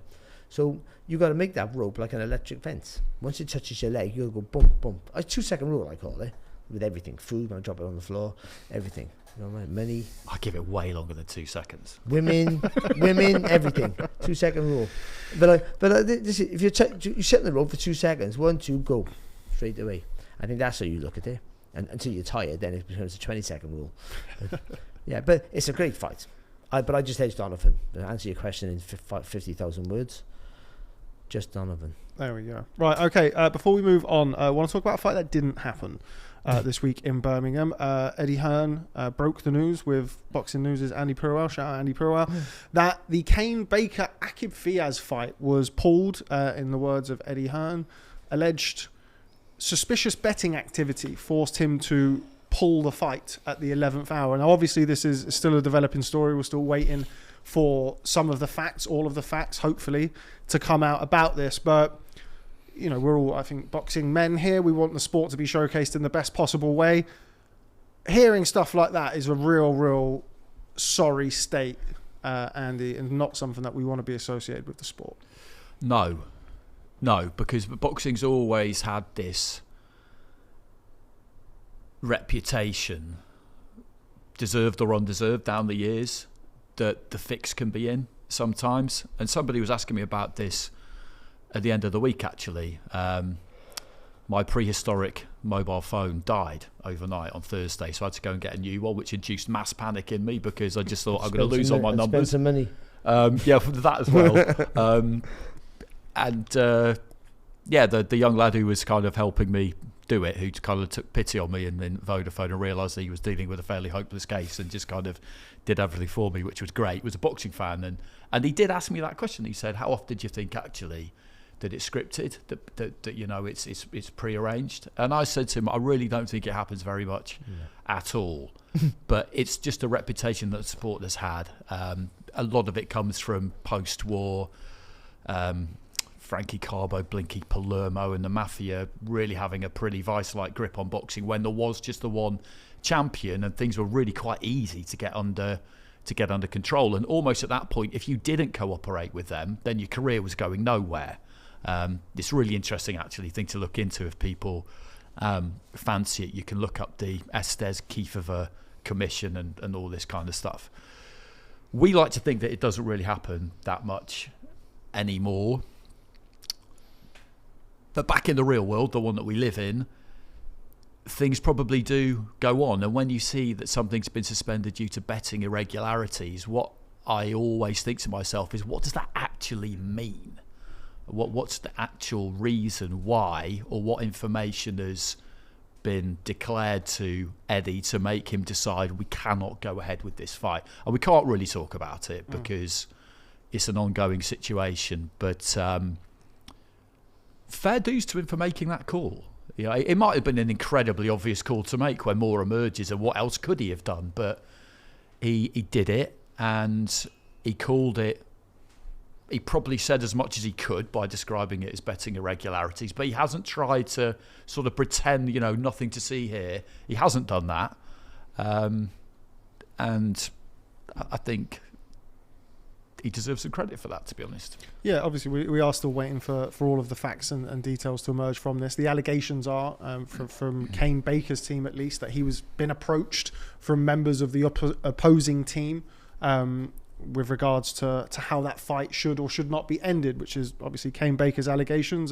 Team Fiaz, etc., have their opportunity to kind of rebuke those claims. Serious stuff, that though, isn't it? Very serious stuff. And Barry, obviously, as our criminal, as our resident former world champion, and you know, somebody who has lived and breathed the sport quite literally. I thought you were going to say something else then. Yeah. No. As our resident, alleged, as our former fight thrower yourself. How does this make you feel as somebody who's competed at the top level of the sport? And obviously, look, we all do, over the years, you do hear odd little pockets throughout the industry. It's not, you know, as often as some of the movies like to have you suggest or suggest to you, but it's never a good look for the sport. And look, isn't it? It really is a serious allegation. It's a serious allegation that shouldn't. Things like drugs are bad enough. Things like this. I just don't just disappear. Whoever's involved with it, I don't know. Oh, the fuck them. I don't pick on anyone. Whoever's involved in it, they should be. They should be on. That should be a. I don't want them to go to prison, but I mean, you should be dealt. You should be dealt with in the most extreme way possible. However that is. I can think of the words. Yeah, I do. Yeah, it's like it's bollocks. Ironically, a member like you on Friday, I was talking to some other boxing people, and we were talking about how boxing gets this bad rap all the time, mainly to do with the drugs in the sport and other stuff. It's always meant to seem like boxing is the daggest place to be in any sport. And it's like, fucking hell, but what football? All these other sports are far worse than ours, with things that go on behind the scenes. Others, allegedly. No, but it's, no, with agents and all that stuff. You hear some horrific stories, don't you, in other sports? And like boxing, I think a lot of these things don't happen. Fixed judging and all that. And I always tend to think, yeah, if that's been going on forever, if someone's willing to do something for 10 grand, they'll sell that, and especially when they're on massive fights, then down the line when they spent that 10 grand, they'll sell their story. They wouldn't keep that secret forever for like a couple of quid. They'll sell it for more money. If they wouldn't sell themselves, then once you sell your soul, you sold your soul, haven't you? I know more than that, better than anyone. But you'll continue to do it. Yeah, once you do it. Yeah, so you'll grasp people up, you make a fucking feature in a newspaper, you do whatever you can to expose people to get more money, because that's your nature now. That's how you live your life. So most of the time it's bollocks and just people just conspiracy theories. But now and again you do get things like this. And fair dues to Kane Big. If it is real and someone's offered him more money was going to get paid to throw a fight with a guy who's already lost a few fights. He's not protecting a winning record. Though it was a winnable fight for him. Though he was the underdog. Then, good to him, good for him. Because I know a lot of fighters would have taken the money, and you wouldn't have blamed them. Though you become a problem, and you're part of the problem, and you are involved in a illegal activity, criminal activity that can put you in prison, by the way. But you would. I mean, we say it a lot, don't we? About even with things like performance-enhancing drugs. Fighters are the most vulnerable people in the sport, and they're the ones who are quite often, sought out for these things. And it is a difficult position for a fighter to be in as well. Obviously, not excusing anything. We all want everything above board, of course. But what if you're getting? I don't know. Just say for argument's sake, I don't know what he's getting. By the way, just say you're getting $5,000 to fight him, but someone's offering you $15,000 to throw it, and you haven't got a pot to piss in. I'm not saying I think he's got a decent career. Well, who knows anyway? Yeah, but I think he's okay. But just say for argument's sake, it's anybody. And so someone's saying here's $15,000. So you've lost 20 fights in your career and you've won 10. He's got a better record than that, I think. But anyway, just say for argument's sake, and then someone goes, here's your $5,000 for the fight. But if you fucking fall over in 3 rounds, here's $15,000. Plus you get your $5,000, you're gonna get $20,000 or $5,000. It's fucking tempting when you haven't got when you have no money. That's the reason why crime is in poor areas, because they have no money. Their opportunities are less, and they take things that are offered to them. It's a temptation. I got nothing here. That's something. Yeah, nothing's guaranteed, is it? You could go to that fight, you could get injured, something could happen, and lots of fighters have a target in mind of the amount of money they want to make for a deposit or for whatever it might be, and you just think, okay, well, I thought it might take me 4 more fights to do that, and I can do it in 1 now, and it's. Yeah, you're out of nowhere. You're given this decision to make that obviously in an ideal world you would never even have to think about. But then all of a sudden you do think about it, because who wouldn't think about it? Ultimately it is prize fighting, and however you come about that prize, it's not always the obvious way, is it? I got offered step-aside money. I took it. I still had the same fight a few months later. If the Freitas could box in Brazil against someone else, and I could box him back home. It's a fucking mistake that was. So I could have had 2 weeks in Brazil, couldn't I, to recover? What a fucking knob. He's got a nice suntan. Fucking idiot. I was there with the fucking Doncaster. It wasn't home. We were on in Cardiff. I was promised. It was fucking Doncaster. But anyway, right? It was Doncaster, lovely place. Cardiff of the North. Yeah, but I got battered in. But but I'm saying, it's like, once someone they offered me money for nothing. It's fucking money for nothing. It was good money and all, by the way. I mean, fucking yes. It wasn't even. I didn't think about that. I know I'm getting the fight. Guaranteed I'm getting the fight. But it didn't matter. I feel it was a couple of months. That's all. It was like 3 months. That's all it was. I said yes. So you can't blame them. The other thing is, like with this, it makes you're involved and you can go fucking prison for this. So that's why he obviously came big. If this is true and he got offered money, he obviously realised I'd like to think it would be his pride as a sportsman. Yeah, I think it with him. Because I think with him, he has losses, but he turns up to win every fight. Yeah. But also as well, I'd like to think that he doesn't want to go fucking prison. He wants to risk going to prison, because people involved. If this is true, then the people involved rightly should be fucking prosecuted, and that's the way. And that's how you clean up the sport. That's how you clean up the sport. All sorts of shit. It's a shame you can't fucking take drug cheats to court. All the damage they do to their opponents throughout their fucking career. Like, you know what I mean? I think that then they all stop doing it. Then there's more than just a 6-month ban for anything. Well, in Germany, it's you go to prison for it. Felix Sturm. I think half of it was performance-enhancing drugs and the other half was tax stuff. But he went to prison. He served prison sentence. I'm not sure if it's the chair creaking on my back. No. But anyway, we're going to move on. I thought Barry was about to admit there that he threw the Freitas fight. Just like, just took it there. But yeah, we would have beat him. There was a spread on the number of knockdowns. Yeah, I was going to say, if you did throw it, you made a really bad job of it. You should just stay down after the first knockdown. To be fair, like, I'm not very good with numbers. And then I thought I was knocked out. I kept getting up to believe. Right. Okay. Yeah. I mean, in all seriousness, very serious subject, and both sides have the opportunity to share their story. Shout out the lawyers. And yeah, we hope. Shout out the lawyers. We hope that everything is it comes to light. In all seriousness, comes to light. You'll be seeing Andy's dad soon. and depends on exactly. Judge Clarke, his honourable Judge Clarke. So we look forward to seeing more, and we do, because we want if these are true and they are very serious allegations, we want to make sure that is not allowed in our sport. But anyway, moving on. Shout out Emma Dolan as well. Fantastic win over Shannon Ryan at the weekend. We try and touch upon little touch points as and when we can. Obviously, long show today. But this weekend, the one we've all been waiting for. It's Teofimo. No, it's not. It's Juan Francisco Estrada, Barry, against Jesse Bam Rodriguez for the WBC super-flyweight championship of the world. Very, very exciting stuff, isn't it? I can't talk about it. It's too emotional. It's fucking great, isn't it? Let's just move on. It's a great fight. Come and watch it. I'm going. I'm going. I go for nothing. Don't tell the zone, but I would have gone for nothing. I'm fucking telling you.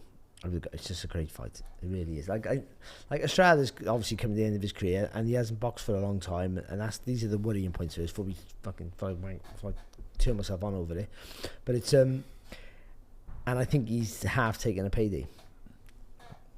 Say that he's a great fighter, but I just feel that he should have had a warmer fight in between this, because this is a really hard fight for him. But I think he's just taking the fight while it's there, because it's there, and it's probably the biggest payday you can get at this stage.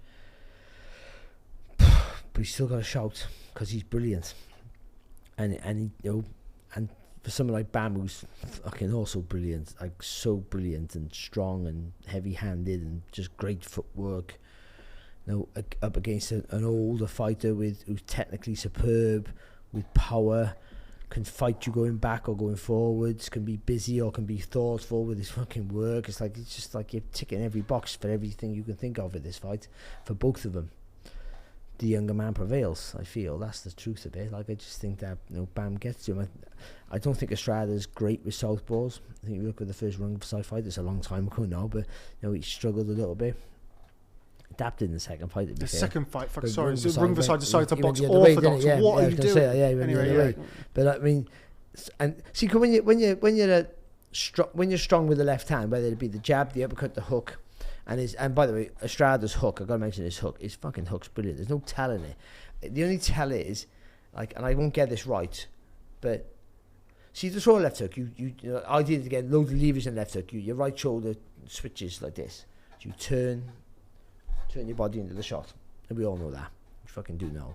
But you turn your shots in this. That's the best. Or you'll throw when you push the shoulder back. He sort of throws his shoulder here, like as if he's going to throw a right hand. It's like a little dummy. He sort of goes like this, and then whips the left hook over the top. But does it with so much power. How the fuck do you do that? I know it's just like he is doing that. He's doing this movement, but he steps. He sort of leans like he's going to throw the right hand. He sells it like that. And if you watch it, people watch it. If you're really going to study it, watch it. You almost don't see it. I was watching it yesterday. I kept rewinding it back. It's a fucking nuisance rewinding stuff now. It's not as good as it used to be on the VHS. It's not as it. It's a fucking pain in the ass. So but I rewinded it. I watched it again. Did I see that right? You've got to watch it again. I've watched it 15 times. He sort of just goes like this, like he's going to throw the shot, and then goes boom with it. And you just don't see it. It gets him every time. Every time he throws a left hook, he very rarely misses. And so he's technically very big. But when you're strong with your left hand before you do anything else, and you're boxing a southpaw, it makes it more difficult. When you're boxing a southpaw like Bam, who does that fucking spin around the target really quick. He's a southpaw, of course, Bam, and he'll spin around this. He can go either way, but quite often he'll throw the jab, and then he'll step to his left, and then pivot to his right really quick, and then throw the left hook from the blind side of you. That's going to be really hard work for Estrada. So I think I'll sum this up really quick. Like, it's too good to fucking waste time on. But I think Estrada, because of who he is and what he is, will be in the fight for 4 or 5 rounds. But then I can't see nothing but Bam taking over. And I can't believe I'm saying this. I think he stops him. Fucking hell, it's mad, isn't it? Who would say that? Like Estrada, by the way, that fucking one of the greatest quartets in boxing history. He's the only one with a win over everyone. Him, Quadras, Rungvisai, and Gonzalez. He's the only one who's beat them all. Mm-hmm. The longevity is incredible, isn't it? For him, it's amazing. And I think I tend to agree. I think that ultimately will be what will cost him here, is that he's had a long career, lots of hard fights. He hasn't boxed for 18 months, and we've seen it so often recently that it'd be foolish, I think, to ignore that. I think the activity or the inactivity at that stage of a career. Although the counter argument is that if ever you can cope with that, it's when you are experienced, basically, because you wouldn't imagine that he strays too far away from the gym in between fights. And also not a natural super fly either, so he's not somebody. I'm sure it's not going to be easy for him to make the weight, but he's not. He's not naturally a much bigger guy having to come. So I also go with the younger, fresher, and also really good fighter in Rodriguez, but I think it might be. I'm just kind of hoping for this, maybe more than anything else, but I think maybe it will take him longer, and that it'll be points. I think that's what I prefer. I don't really want to see Estrada get stopped, to be honest, but I think there's a decent chance that he could make it really hot for him in there and take him places he's not been, and that maybe there would be an appetite to see it again. That would be my ideal scenario, but I could also see it unfolding the way that Barry outlined, because Rodriguez he's ferocious, isn't he? And he's a fighter who looks to be improving as well. Just going from his last 18 months or so. Oh no, sorry, last 2.5 years or so. God, we're getting old. 2.5 years or so. Jumped up to box Carlos Quadras for the super flyweight title, which is of course the title that he's going to be challenging for again this weekend. Then boxed Srisaket Rungvisai, Israel Gonzalez, Christian Hernandez, and Sonny Edwards. Now, obviously, we're all nerds here, so we don't have anything better to do. Christian Hernandez and Israel Gonzalez are two very good fighters. Yeah. They're not the part of the Four Kings and part of that kind of famed quartet that we were talking about earlier. They're world champions, isn't they're very good fighters who have given some of those Four Kings very good fights in their own right. With that in mind, Andy, this will be the third of the Four Kings. I don't think we're going to get the Chocolatito fight. I spoke to Bam last week, actually, available in this week's Boxing News. Go and get your subscription. And he said that, we sparred, but they're both Tekken fighters. Mr. Honda, I don't think, has great plans of that happening. But if he can knock 3 of the 4 off at, how old is he now, Bam? 24 years of age. I mean, the sky's the limit for him, surely. It is. I mean, that jump up when he got in with Quadras, that was just great, wasn't it? Literally, 3 weeks notice from exactly. It's short notice, and to have the confidence to do that, it's everything that you want from someone, and it sets a great example, really, for everybody else. I mean, in a way, though, you kind of wonder, what does he do next? Oh, what do you fucking... He'll go up in weight, won't he? I mean, a guy who can make flyweight, by the way, still, but he... Oh, I don't know. No, but he's made it, didn't he? But, by all accounts, sorry to jump in there. It was one of the things that I mentioned to him, is because we'd heard in Phoenix that it was really hard for him to make the weight when we were out in Phoenix for the Edwards fight.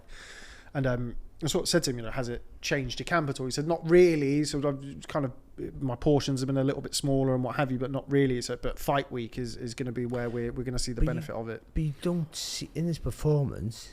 I mean, he didn't look like a fighter Fucking at all. He madness, to innit? struggle to Like- make the weight at all. But he, I mean, having said that, he was massive in there at flyweight, Yeah. and I expect him to be much bigger than Estrada this weekend. One thing with Estrada, you can look at it and say, it might be like the Quadras fight, except Quadras can't fight as good going back as Estrada can. Like Estrada, like you push Estrada back with the 1-2. As he's going back, he's either jumping back in the 1-2-3, or he's fighting back with you, which keeps you off him quite often. He's technically so good at that. Like he'd rather go forward like every Mexican fighter would do, and come in with uppercuts and hooks and all the rest of it. But he can fire off those combinations. So it can be you fight, I fight, you fight, I fight, like the Gonzalez's fights. Isn't it? Bam, bam, bam, bam, bam. It goes back and forth. The worry is with Bam is that for Estrada is that Bam's heavier-handed, much heavier-handed, and he will come at a different angle. It's beautiful. Listen, Gonzalez and Chocolatito's got one of the best rhythms I've ever seen in my life. Though, I mentioned it before. And the swooshing movement, there was a noise to his movement. It would be beautiful to watch. But he stood in front of you. He does pivot around a little bit, but I mean, Bam takes a step and goes right around the back of you. You just can't find him. He's like a fucking Jack in the box. Anyway, where did you come from? He disappears again. He comes back. He had better footwork than Sonny Edwards. There you go. In that fight, who can say that? You just can't. Like, it's madness, isn't it? But he beats you up with the shots as well. He's just like everything. He does. You got naturally so many things that makes you a good fighter, with the intelligence to know when to use them. Like fucking just like it's like he's made in a factory. He's brilliant, and I'd say that and like that era, like if you could make that quartet of five, what's the five? It's the four, isn't it? It's Quadras, Rissicat. No. What would you call a quintet? A quintet. There you go. Thank you. And he's come at the end of it, unfortunately for him and for us. But I'm not quite sure if they were all in their primes, he wouldn't beat them anyway. That's how good he is. Like I don't think anyone beats Gonzalez. But Estrada, by the way, his first world title fight was to go down the light fly, if I get this right, and box Roman Gonzalez, who's already established at that point as a great champ, as a fantastic champion. I think he went down and boxed Gonzalez first world title fight in defeat. But in defeat, he got an opportunity to win the flyweight world title because he boxed so well. And I think the idea was, if I'm right, for Gonzalez to move up and box who was the champion at the time? They had flyweight. Brian Valoria. Yeah. Well, it was Hawaiian Punch. Yeah, he was a good fighter. And it was Estrada who got to him first one, I think, if I'm right. Yeah, and then Gonzalez boxed him later on down the line. Yeah, do you know what I mean? But that's what I mean. That's how good Estrada was. Yeah. He boxed Gonzalez, gets beaten. They go, fucking hell, what a fighter he is. So like, and you remember that fight was that was held up on the pedestal, wasn't it, for years until they did the rematch. It was like, when are they going to do the rematch? Yeah. When are they going to do the rematch? Did the rematch on the same day that Marvin Hagler died. Randomly, I remember. But it's still even though I think there's a sizable favourite, it's still going to be a great fight. But I still think we're going to see again the continuous rise of a what should be a superstar. It looks like one of those classic passing of the torch fights, doesn't it, Andy? It's kind of, with all respect to Juan Francisco Estrada, a legend of the sport, the fact that he's been inactive, the fact that he is at the tail end of his career now at a weight that, okay, he's had a lot of success at super flyweight, but probably isn't his best physically.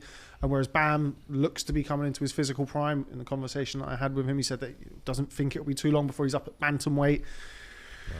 Yeah, it does. It does look like that, and there's all of those signs. Yeah, isn't there? It's got all of those ingredients, definitely. And for Estrada, I just think Estrada's not going to give it. He's not going to hand that torch over lightly, though. He's going to make him earn it. He's going to really make him earn it. And for him, it makes all the sense in the world because, if he's not that far away from the end, then you get as well paid as you can, don't you? And of course, you still think you're going to win, but you just make sure that you max yourself out financially as much as you can. If you feel like there's not that long left, they should be billionaires, them lot. Yeah, shouldn't they? Ridiculous. I Yeah. mean, the money that they're earning now is much better than what it could have been. You kind of remember those Chocolatito I mean, we talked about it the other day when Leonard Ellaby said about Gervonta Davis and David Benavidez being on the same card. When was the last time this happened? Two elite guys. Remember those Chokolovkin cards? Yeah, exactly. They were so great. good. Those Like HBOs, and all they were that. amazing. Yeah, that was brilliant. That same like with Sarissa Quetzal, Rungvisai 1 and Golovkin Jacobs. Chocolatito and now Bam have been my, Estrada should be there as well, really. But Chocolatito and Bam have been over the last 15 years. They're my two favourite fighters. It's been Chocolatito all of it most of the time, but since I've seen Bam, I've just loved him. He's just been brilliant to watch. So clever, with all those natural gifts as well that he has. But his boxing brain's really good. That's the thing. He's not a guy who's just strong with decent feet, but there's a rhythm to it where you can find him out there and he can't think on his feet. Adapt. He can adapt. But Estrada, I think what Bam stops Estrada late is that his willingness, you said, to fire. Like he will make it hard he'll make it hard for Bam. He'll make Bam work for everything. But I think at some point there, they both throw at the same time, and he maybe takes one flush. Estrada has that, and you mentioned there, kind of he can go forwards, backwards, side to side. He can box, he can fight. But he is a highly skilled technician, which is not always something that you necessarily associate with Mexican fighters. Well, historically you do, but kind of on a broad general. He's that Marquez ilk, isn't he? He's got all of the skills, but he's got all of that toughness as well, which really... And also he can dance and survive as well. That's the thing. So I could see that, but he just goes, this kid, it's too hard for me, so I got to adapt and be clever. But he also want to throw in combinations. You'll never find a Mexican who can't throw in combinations.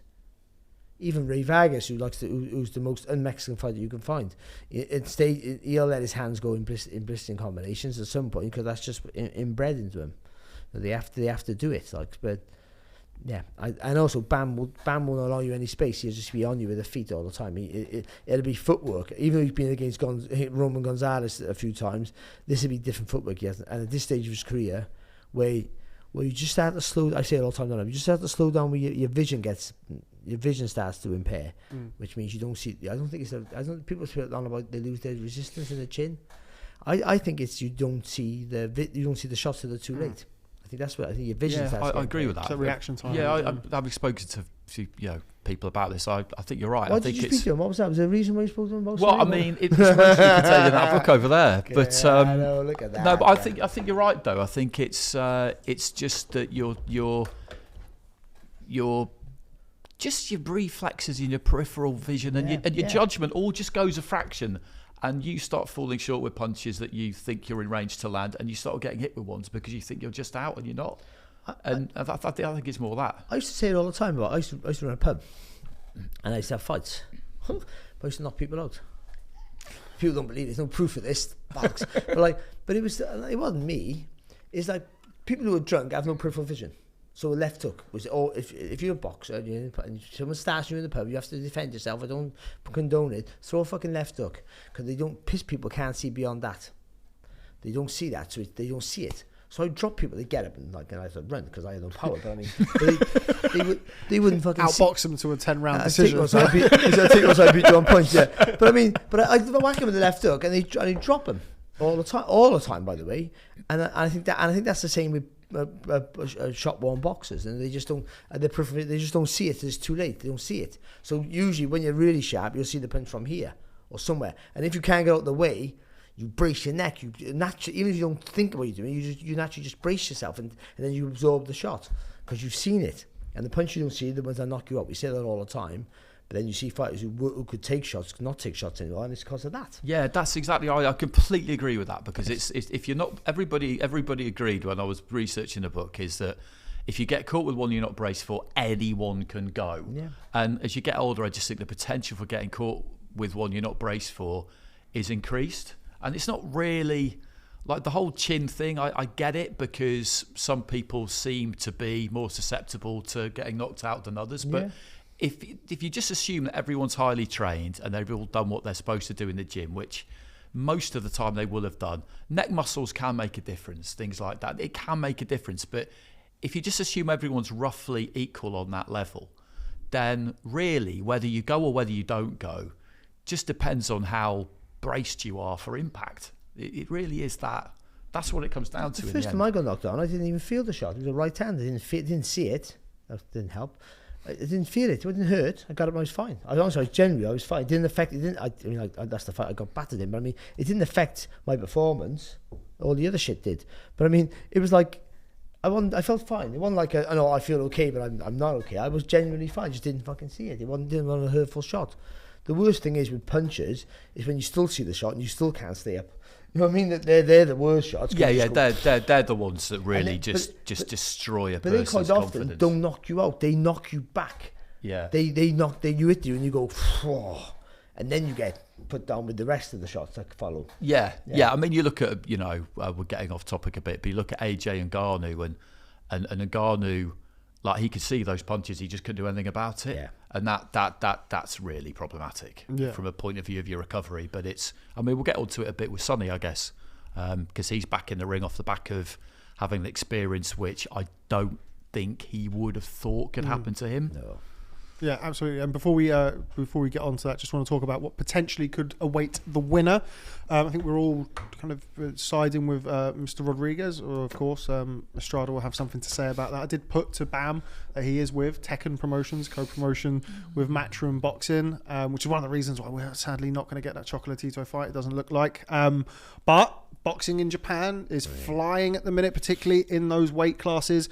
He mentioned about moving up to bantamweight sooner rather than later, but also at super flyweight, we've got Kazuto Ioka boxing Fernando Martinez in a couple of weeks. Kazuto Ioka has a couple of wins over Bam's brother, so put that to him as a potential fight there. And then, of course, there's Kosei Tanaka as well at Superfly. And then if you look at bantamweight, where do you want to go? Yeah. Like, which part of Japan do you want to visit if you're Bam Rodriguez? You've got Junto Nakatani, Takuma Inoue, Ryosuke Nishida, and Yoshiki Takai. So you've got 4 champions at bantamweight, and then you've got... Well, there's two others at super flyweight, and then of course the small matter of Estrada this weekend. Who do we want? Nakatani. I just because you have that. He hit so hard, Nakatani. That's the jeopardy fight there for Gonzalez. I think that's where we see the best of him. It's like a lovely fight. Look, the Nakatani saw that right hand, and all of a sudden, Bam's literally by here. All of a sudden, you just where did he go? Yeah, I am. Bam, bam, bang, back. That's a wicked fight, that is. In Japan. With me. Well, I mean, like, the way that things have kind of... I mean, I'm sure, Bam would... Or the winner of Saturday's fight will kind of want to box again before the end of the year, but they always do those big shows, don't they? New Year's Day. Yeah. I know they've done a New on Boxing Day over across the last couple of years, which has done really well, but their kind of tradition is those big New Year's Day shows. Yeah. Though Phoenix, as you know... You haven't been to Phoenix yet? No. But it's a fucking great place for boxing. Yeah, really great good. Place. Really good. I was just thinking if you're going to do one of them big Japanese fights. I sort of said to him, he said that Mr. Honda had basically arranged for Bam's professional debut to be in Japan, but it didn't happen, and so he's not boxed there since. Andy, going to put it to you. The name that he mentioned, I'm stepping all over the interview. It's a great interview. Go check it out in Boxing News. But anyway, the name that Mr. Bam Rodriguez mentioned was a certain Naoya Inoue as his dream opponent for those Japanese shows. Of course, up at super bantamweight at the minute, Naoya Inoue doesn't look like he's going to move to featherweight for maybe a couple more fights. But that's one to get quietly excited about in the future. Yeah, I mean, we seem to do this most weeks, don't we? Kind of see who we can... Who can we put Inoue in with? Put Inoue in with. But that'd be tremendous, obviously. And if super flyweight's a thing of the past after Saturday for Rodriguez, then as we know, the gaps between divisions down towards the bottom end are not that big. You're going from 8-3 to 8-6 to 8-10, so he's at 8. He's at 8-3 at the minute, and Inoue's up at 8-10. It's not. £7 is £7, but if he's already too big for super flyweight, then they're not that far apart currently, are they? And it's not like Inoue's massive, and we feel like he's inevitably weight-wise going to have to move up to featherweight. We just feel like he'll do it because he needs pastures new. So that maybe is something that could happen sooner than we might possibly think. Something that I was actually just sort of quietly surprised that he would be so forthright with it when I kind of put it to him. But of course, Inoue up at super bantamweight, Takuma Inoue is at bantamweight, so that could be something that sows the seed and makes it, because I think that's the really obvious one at bantamweight, just name recognition wise, isn't it? If I could beat your brother up, yeah, exactly, and then that creates that there. But that's not an easy fight for him. Sorry, by the way. But we Bam a favourite. But I think that the fight, if him and Nakatani is a brilliant fight. I can't see how that doesn't deliver. Big fella needs Nakatani himself. Yeah, so I don't imagine he's going to be at bantamweight for too much longer. It's inevitable. We always get like chasing him, and he's going to be chasing Inoue, and someone's going to be chasing him, and then that's just the way it goes. But you would hope that, considering. But Bam's a big enough name now. Yeah, I think. And if he goes and does the business against Estrada, of course. Well, then he can argue saying out of these great they call them super flies because they've all really boxed at super flyweight, isn't it? And then that's where they got the recognition. Yeah. Bam will argue he's the best because he's. Well, that would be 3-0 against them. Yeah, because Estrada, he's the only one not to lose a fight. Yeah, there you go. Yeah, you put it that way. So Estrada obviously could say I beat all the others except for you, but because I'm such a Bama fan, I want him to win, and I think he will win anyway. But wouldn't it be great if Estrada? I was just about to say we've spoken about this in the past, particularly with. I mean, one example that comes to mind is Terence Crawford and Boots Ennis.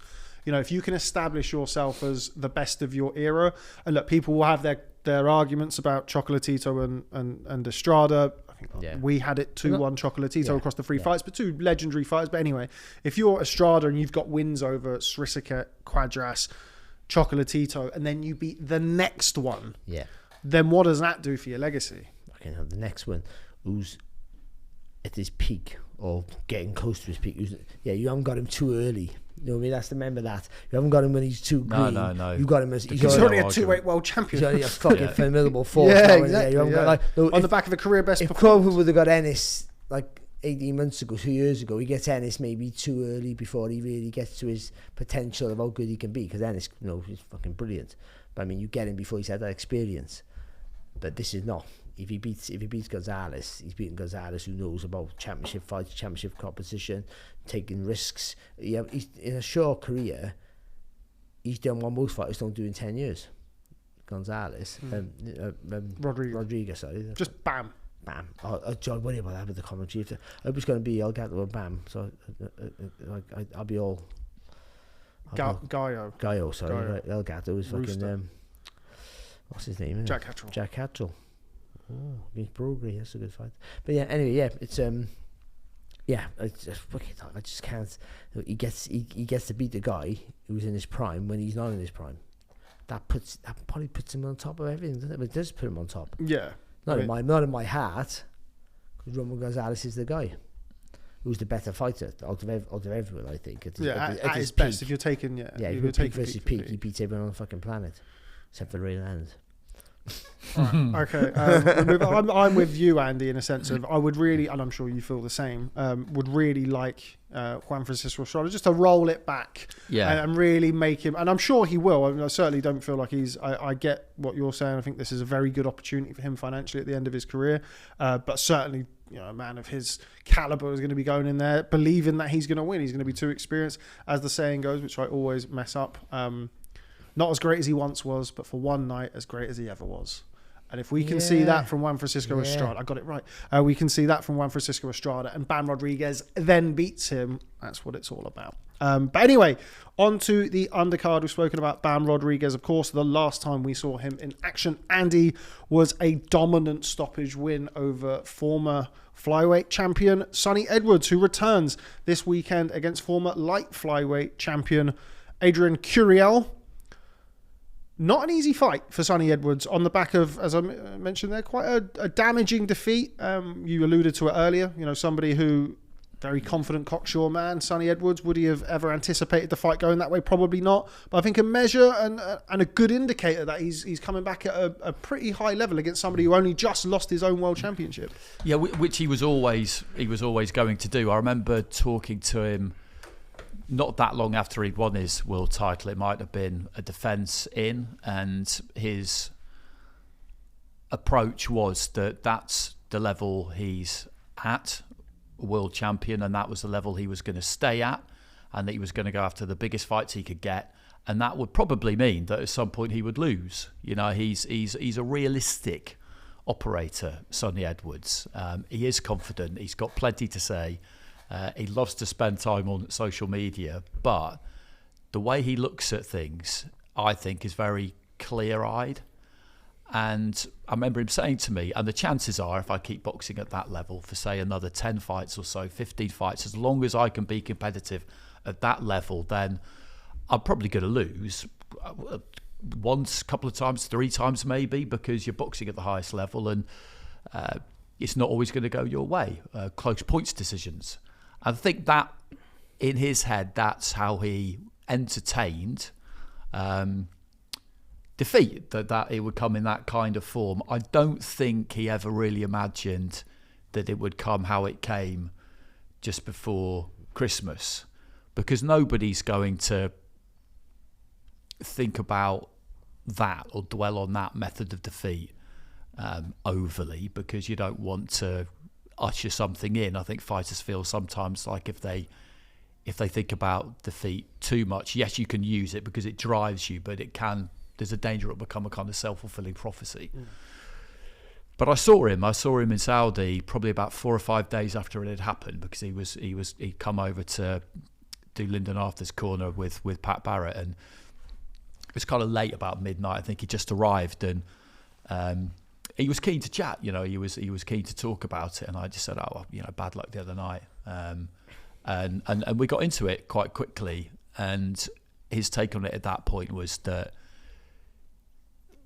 yes, it didn't go his way, obviously, but at the same time, what he showed everybody was that he wasn't just this fleet of foot mover, that he had some real grit, and that he was taking a lot of pride in that at that point, and investing in that as the positive that he could take away from the fight, and also beginning to sell it to himself in a sense, in that it was slightly unfortunate that he got hit hard and sustained a proper injury that early in the fight, because that meant that from that point on, really, the writing was on the wall. That wasn't what he said to me, but that's the interpretation of it, basically.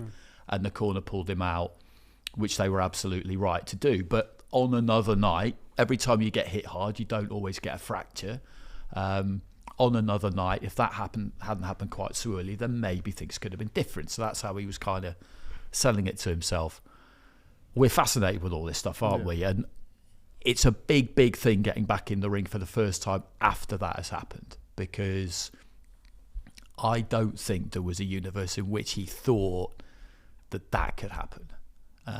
So from that point of view, I wonder what's been going on in his head since that week, or whether anything has really changed. And I don't think it will have done. I think he hit upon a formula there nice and early that should work for him, because it kind of makes sense, doesn't it, really, that he can take a lot of pride in the fact that he kept going as long as he did. And it's not like he didn't have success in the fight, because he did have some.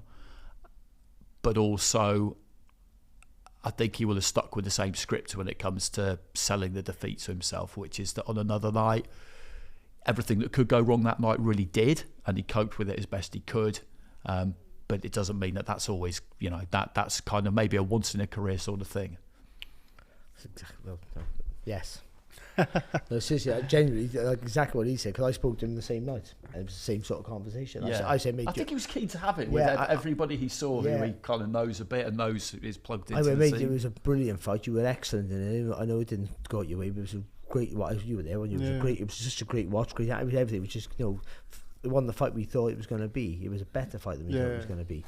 But like, yeah, and I don't think. I think the people said about Tyson Fury when he got, not Usyk could beat him, he won't be the same.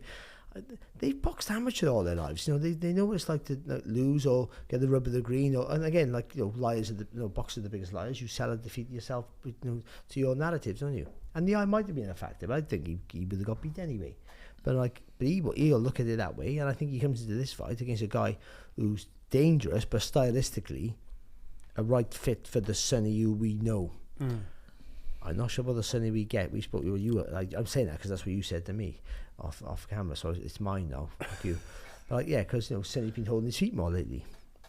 You know, the fight before the BAM fight was the fight just before the BAM fight where he was holding his feet. And he held his feet early in the fight and that, didn't he? Yeah, and you were saying he does it the wrong way around. Do it the other way around, yeah. Confuse him, tire him out, then hold your feet when he's tired, so you got more chance. Because you're not tired, because you've been doing what you wanted to do, and then make him pay and all that shit, and put a bit of pressure on. So yeah, against Curiel, I think if he stays light-footed, makes him miss a lot, then Curiel will be tired, panicky, be able to target the hit, and I think you just will get the win. The way you know how to win. Don't worry about stopping him, trying to over-impress.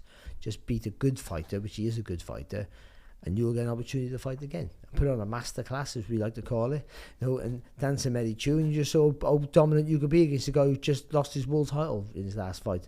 So in a fight he was doing really well in up until he got caught, by the way, against Nashinga, who he'd already knocked out. But if he holds his feet, like we were talking about, that left hook of Curiel's a wicked shot. I know he knocked out Nashinga with the right hand in the first fight, but the left hooks does all of that. Yeah, he's very left hand happy. Yeah, isn't he? It'd be interested to. I mean, we'll ask him when we get over there. It'd be interested to see if he's left-handed or not, actually. Oh yeah. Because he's so left-hand dominant, isn't he? But it is a fight where, as you mentioned there, you know, the Sonny Edwards, who, you know, from his own kind of perspective in the BAM fight, fought that way because he didn't really have much choice, and, you know, with that comes a lot of, you know, he said, you know, a lot of people kind of more complimentary about me losing the fight because of the way that I lost it, and if I'd have been dancing. Now he's done it once, though, that might be enough. Hopefully because fighters a lot of the time, but fighters who've got that kind of style, people always question them. They always question their balls, basically. Yeah, of course, yeah. But now that he's proven that, hopefully he won't feel the need to kind of unnecessarily do it again, because sometimes people do that and it doesn't really make any sense. I don't think that's him, to be honest. Or you're thirsty, want to be in good fights. Well, this is it. Yeah. So this is, I spoke to him at 2:30 last night for the column in Boxing News magazine this week. Lots of shout outs, lots of plugs this week. I think I need a product to sell, don't I? A product to sell. I'm sure we can work something out for you, Barry. But I sort of said to him, you know, he's returning to, it's not the same arena, but it's the scene of the crime. It's Phoenix. It's blah blah blah. You know, one of the things that he spoke about after the BAM fight in December was, you know, he's had lots of people reaching out to him from Mexico, you know, Mexican style, you were this, you're great, and like all of the rave reviews. When he's in there, and, you know, I don't know how many it holds or how many are expecting, but I'd imagine, I mean, even before Christmas, it's fucking loud. Yeah. No matter how many are in there, it was very loud. When I went for the Munguia fight against Ryder, oh yeah, January, of course, it's the same place, isn't it? Yeah, it's packed. Yeah, but they get there early. Like it really is. So something like that, when you're at the top of the ring walk and all, because, you know, that BAM fight, as you mentioned there, was kind of, I think we all expected a very good technical fight. I don't think we expected at times attritional war that it became. Had to chase him down, we thought, didn't we? Yeah, and it wasn't that at all. And, you know, part of that was by design, and part of it was kind of Sonny, you know, he needs to try. He's got a blank all of that out. Yeah. He needs to stand on the outside of that and just think about purely what is best for him.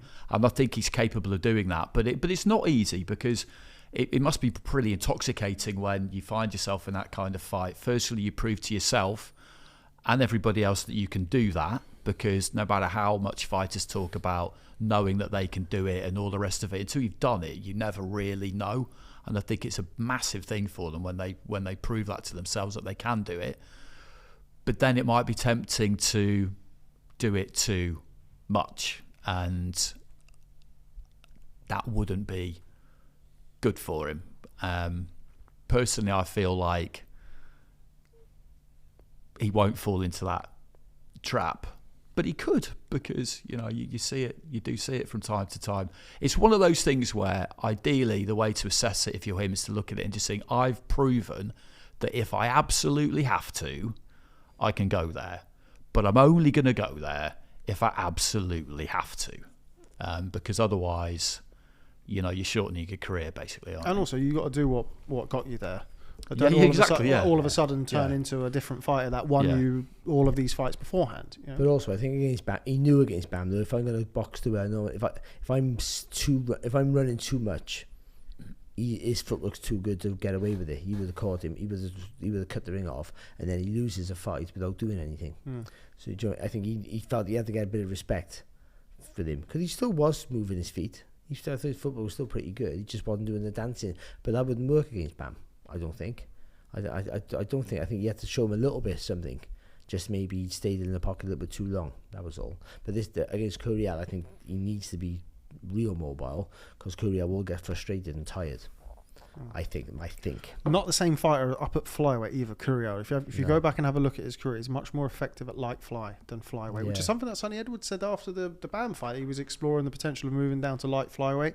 So you've really got sort of two light flies boxing at flyweight. But yeah, going to be a very interesting fight if Sonny Edwards does decide to hold his feet and have it with Adrian Curiel. Right, okay. We're going to do predictions at the end. Final one that we're going to talk about is Teofimo Lopez returns this weekend. Andy, a lot of movement, a lot of activity in the 140-pound division over recent times. You just saw Albert Puello with a great win over Gary Antoine Russell a couple of weeks ago. Things are shifting, things are moving.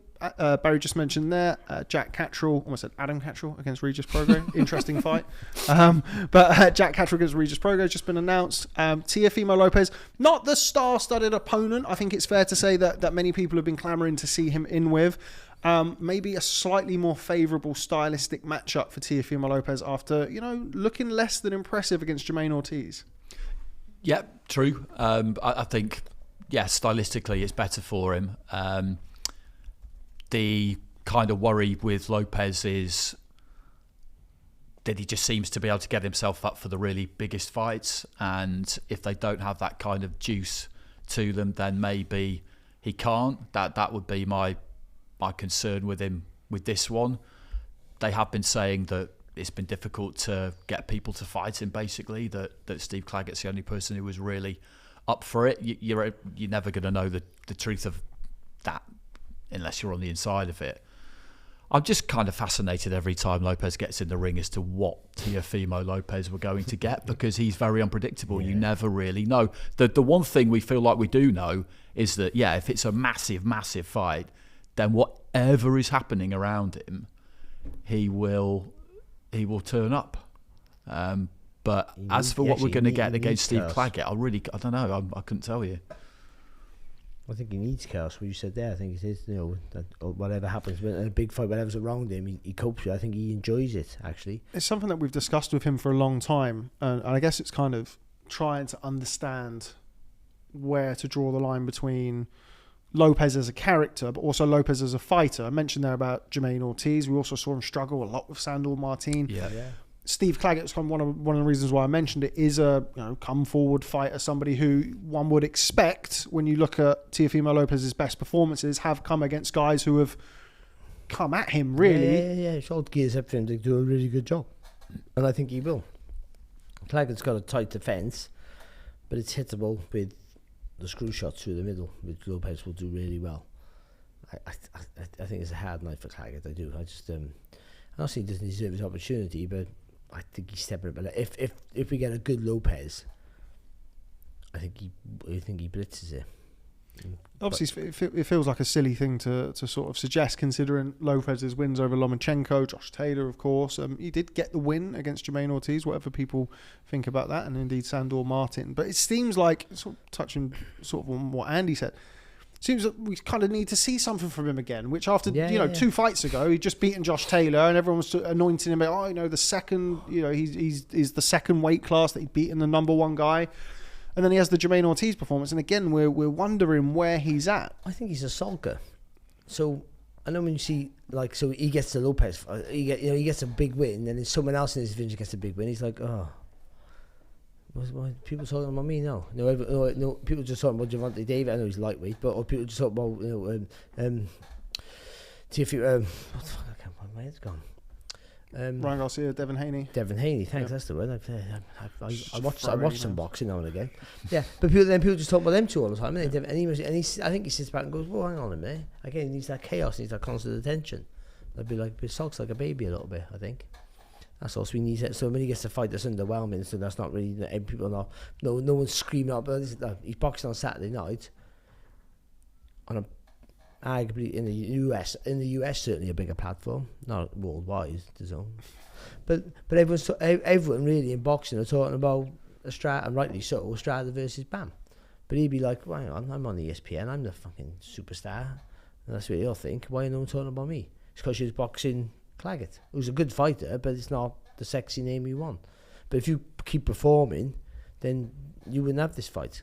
Because Claggett's the only guy who wants it for the money they're willing to pay. That's the truth of it. That's all it is. Otherwise, he'd have Ryan Garcia in the opposite corner. But he has to, Not at a minute.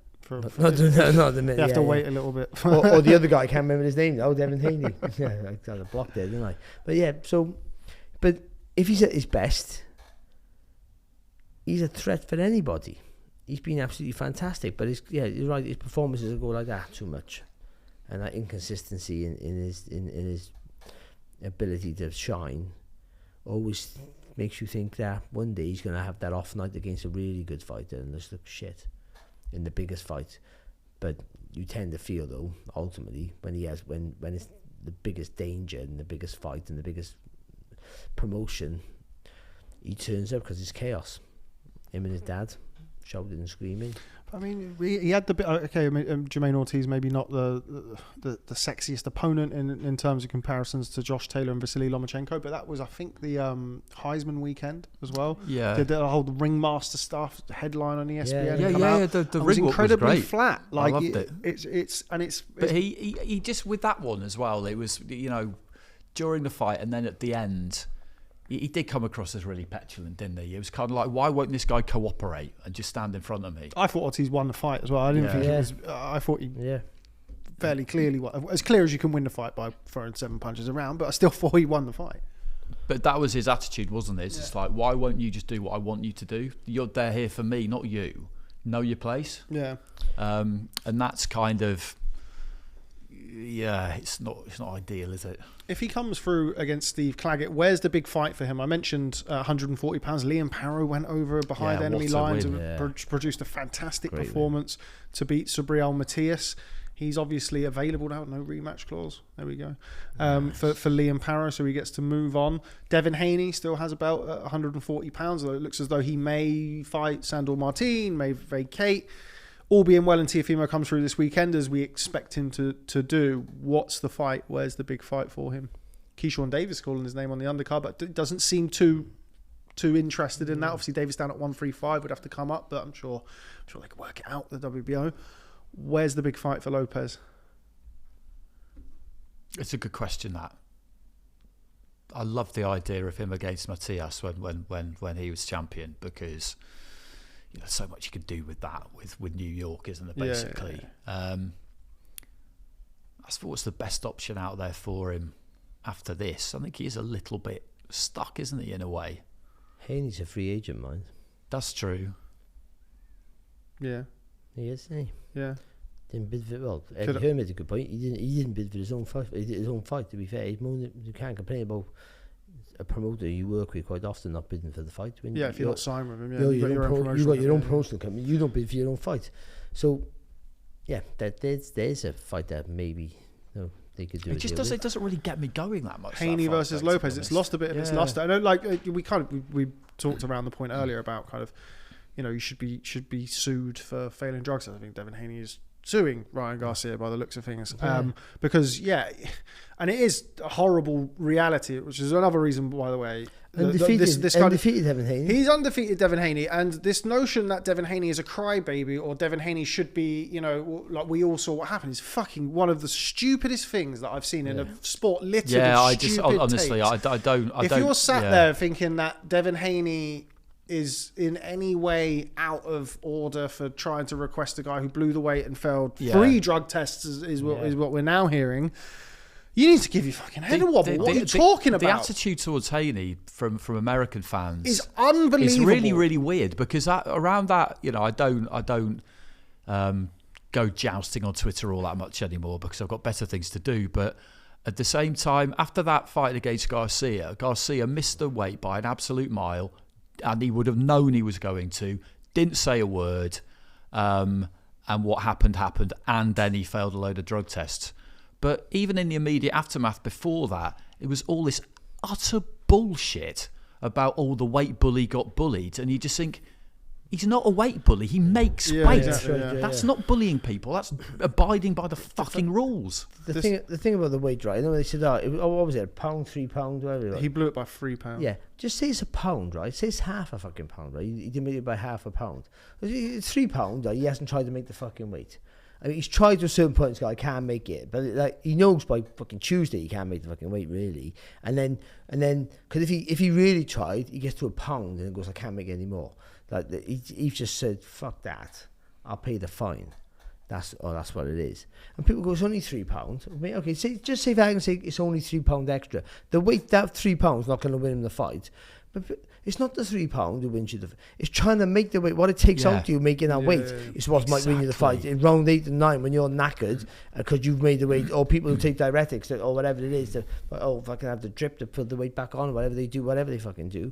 Like it's like when you've made weight properly, it takes something out of you. It takes something out of you. So in the later stage when you're tired, that has an effect. The making the weight has a massive effect. And that's why some people come in heavy, they'll kill themselves to make the weight, like really struggle to make the weight. Big punchers do it because they think, well, I got 6 good rounds in me now, but I hit so hard, it's worth the risk.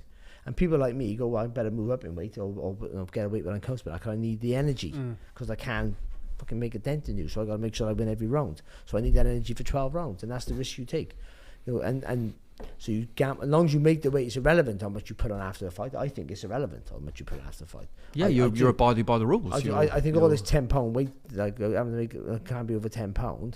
I know there's probably a scientific and medical and safety aspect to it, but I think that's just you're making a fight and make the weight twice.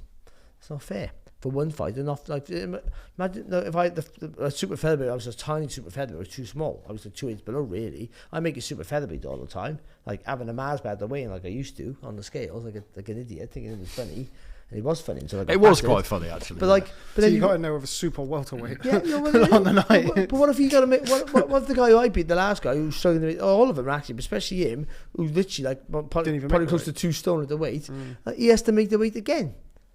He can only put on £10. It wouldn't be enough for him. So like those 6 knockdowns I had would only been 4 knockdowns. But you just don't know, innit? I wins that fight on points at the end. It's just Why don't they? Why don't I mean? You make the weight. You make the weight. If you don't make the weight, it's like, and if you don't try and make the weight, then you're a fucking cheat. Why have they got a problem with Haney though? I don't know. I don't know whether or not it's this section of American fans. Anyway, I don't get it. I don't know. I don't know whether or not it's partly Bill Haney and partly the way that they've gone about it. I don't know. But anyway, kind of back to the original point. It has. It has taken like that whole Garcia episode, which is another reason why it does leave such a bad taste in the mouth. I think fair to say, real boxing fans, man, like you can't look at that and be okay with it at all. If you are, you just. But anyway, it has impacted Haney. Like you look at Haney completely differently now. Obviously, the Lopez kind of dip is I don't want to say we're accustomed to it, but obviously that was a lot more of a kind of above board dip, so to speak. He just underperformed against a guy who was a bad style for him. So now you put Lopez, Haney together, you're like, Lopez didn't look great, and Haney, like, what did that take out of him? He got filled in, really, in the second half of that fight. That's a lot of damage that he's taken. Go back 12 months ago, we're talking about Haney versus Lopez for the undisputed, for a unified 140-pound title fight on the back of Haney beating Lomachenko, whatever you thought of the result. We're all in agreement on that. And Teofimo Lopez beating Josh Taylor. All of a sudden, it's Haney versus Lopez. Oh my god! Haney beating Prograde. Yeah, exactly. Oh my god, what an amazing fight! But it is strange. Again, brings us back to where is that fight for Teofimo Lopez? Does he fight a Jose Ramirez? Is that going to be the type of fight that gets him going? Like, I still think the Haney fight, because that's a unification. There's a belt. Potentially. Belt there, depends on what happens with the WBC, because he may or may not box Sandor Martin. There's only been one bid on that fight, and it's not the type of money that. See that, do they? I don't think. No, and stylistically, that's not going to be a.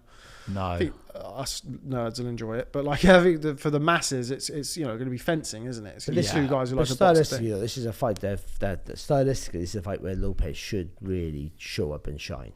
Because the guy's going to come at him. He'll come at it with a tight guard and behind the jab, and he'll work in combination straight punches. But I think that is something that Lopez likes to work off. And so I think it's a night where he should, and I think will look pretty good. Okay. All right. Well, that's all we have time for today on the Boxing Show. So before we go, we're going to do a very, very quick summary of our predictions, and we are going to start with Mr. Andy Clarke. And we're going to talk about the fight that we've just discussed, Teofimo Lopez versus Steve Claggett. I'll say Lopez stoppage round 8. Nice. Barry? I'm going to go a round earlier.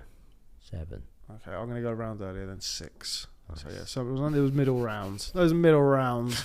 Okay, going to swing it back round the other way. Barry Juan Francisco Estrada versus Jesse Bam Rodriguez. Yeah, I think, I hope I'm wrong actually, but I want Bam to win, but I think Bam stops him in 11. Andy? I think a late stoppage is a good shout, but I'm not going to say that. Good for you. Got to let my heart rule my head slightly. I want Estrada to go down the stretch and give him hell, so I'll say Rodriguez points. I'm going to go for Bam stoppage a round earlier, so I'm going to go for round 10. Round 10. Nice. And then finally, Sonny Edwards against Adrian Curiel. Edwards points wide. Andy? Same. There we go. 3 for 3. Edwards wide. There we go. All in agreement, so we'll all either be right together or wrong together. But yes, anyway, all good. Thanks very much to our usual twosome, the returning Barry Jones and the record-breaking last week, Mr. Andy Clarke. Thanks very much to everybody for stopping by on this episode of The Boxing Show, and we'll see you maybe next week.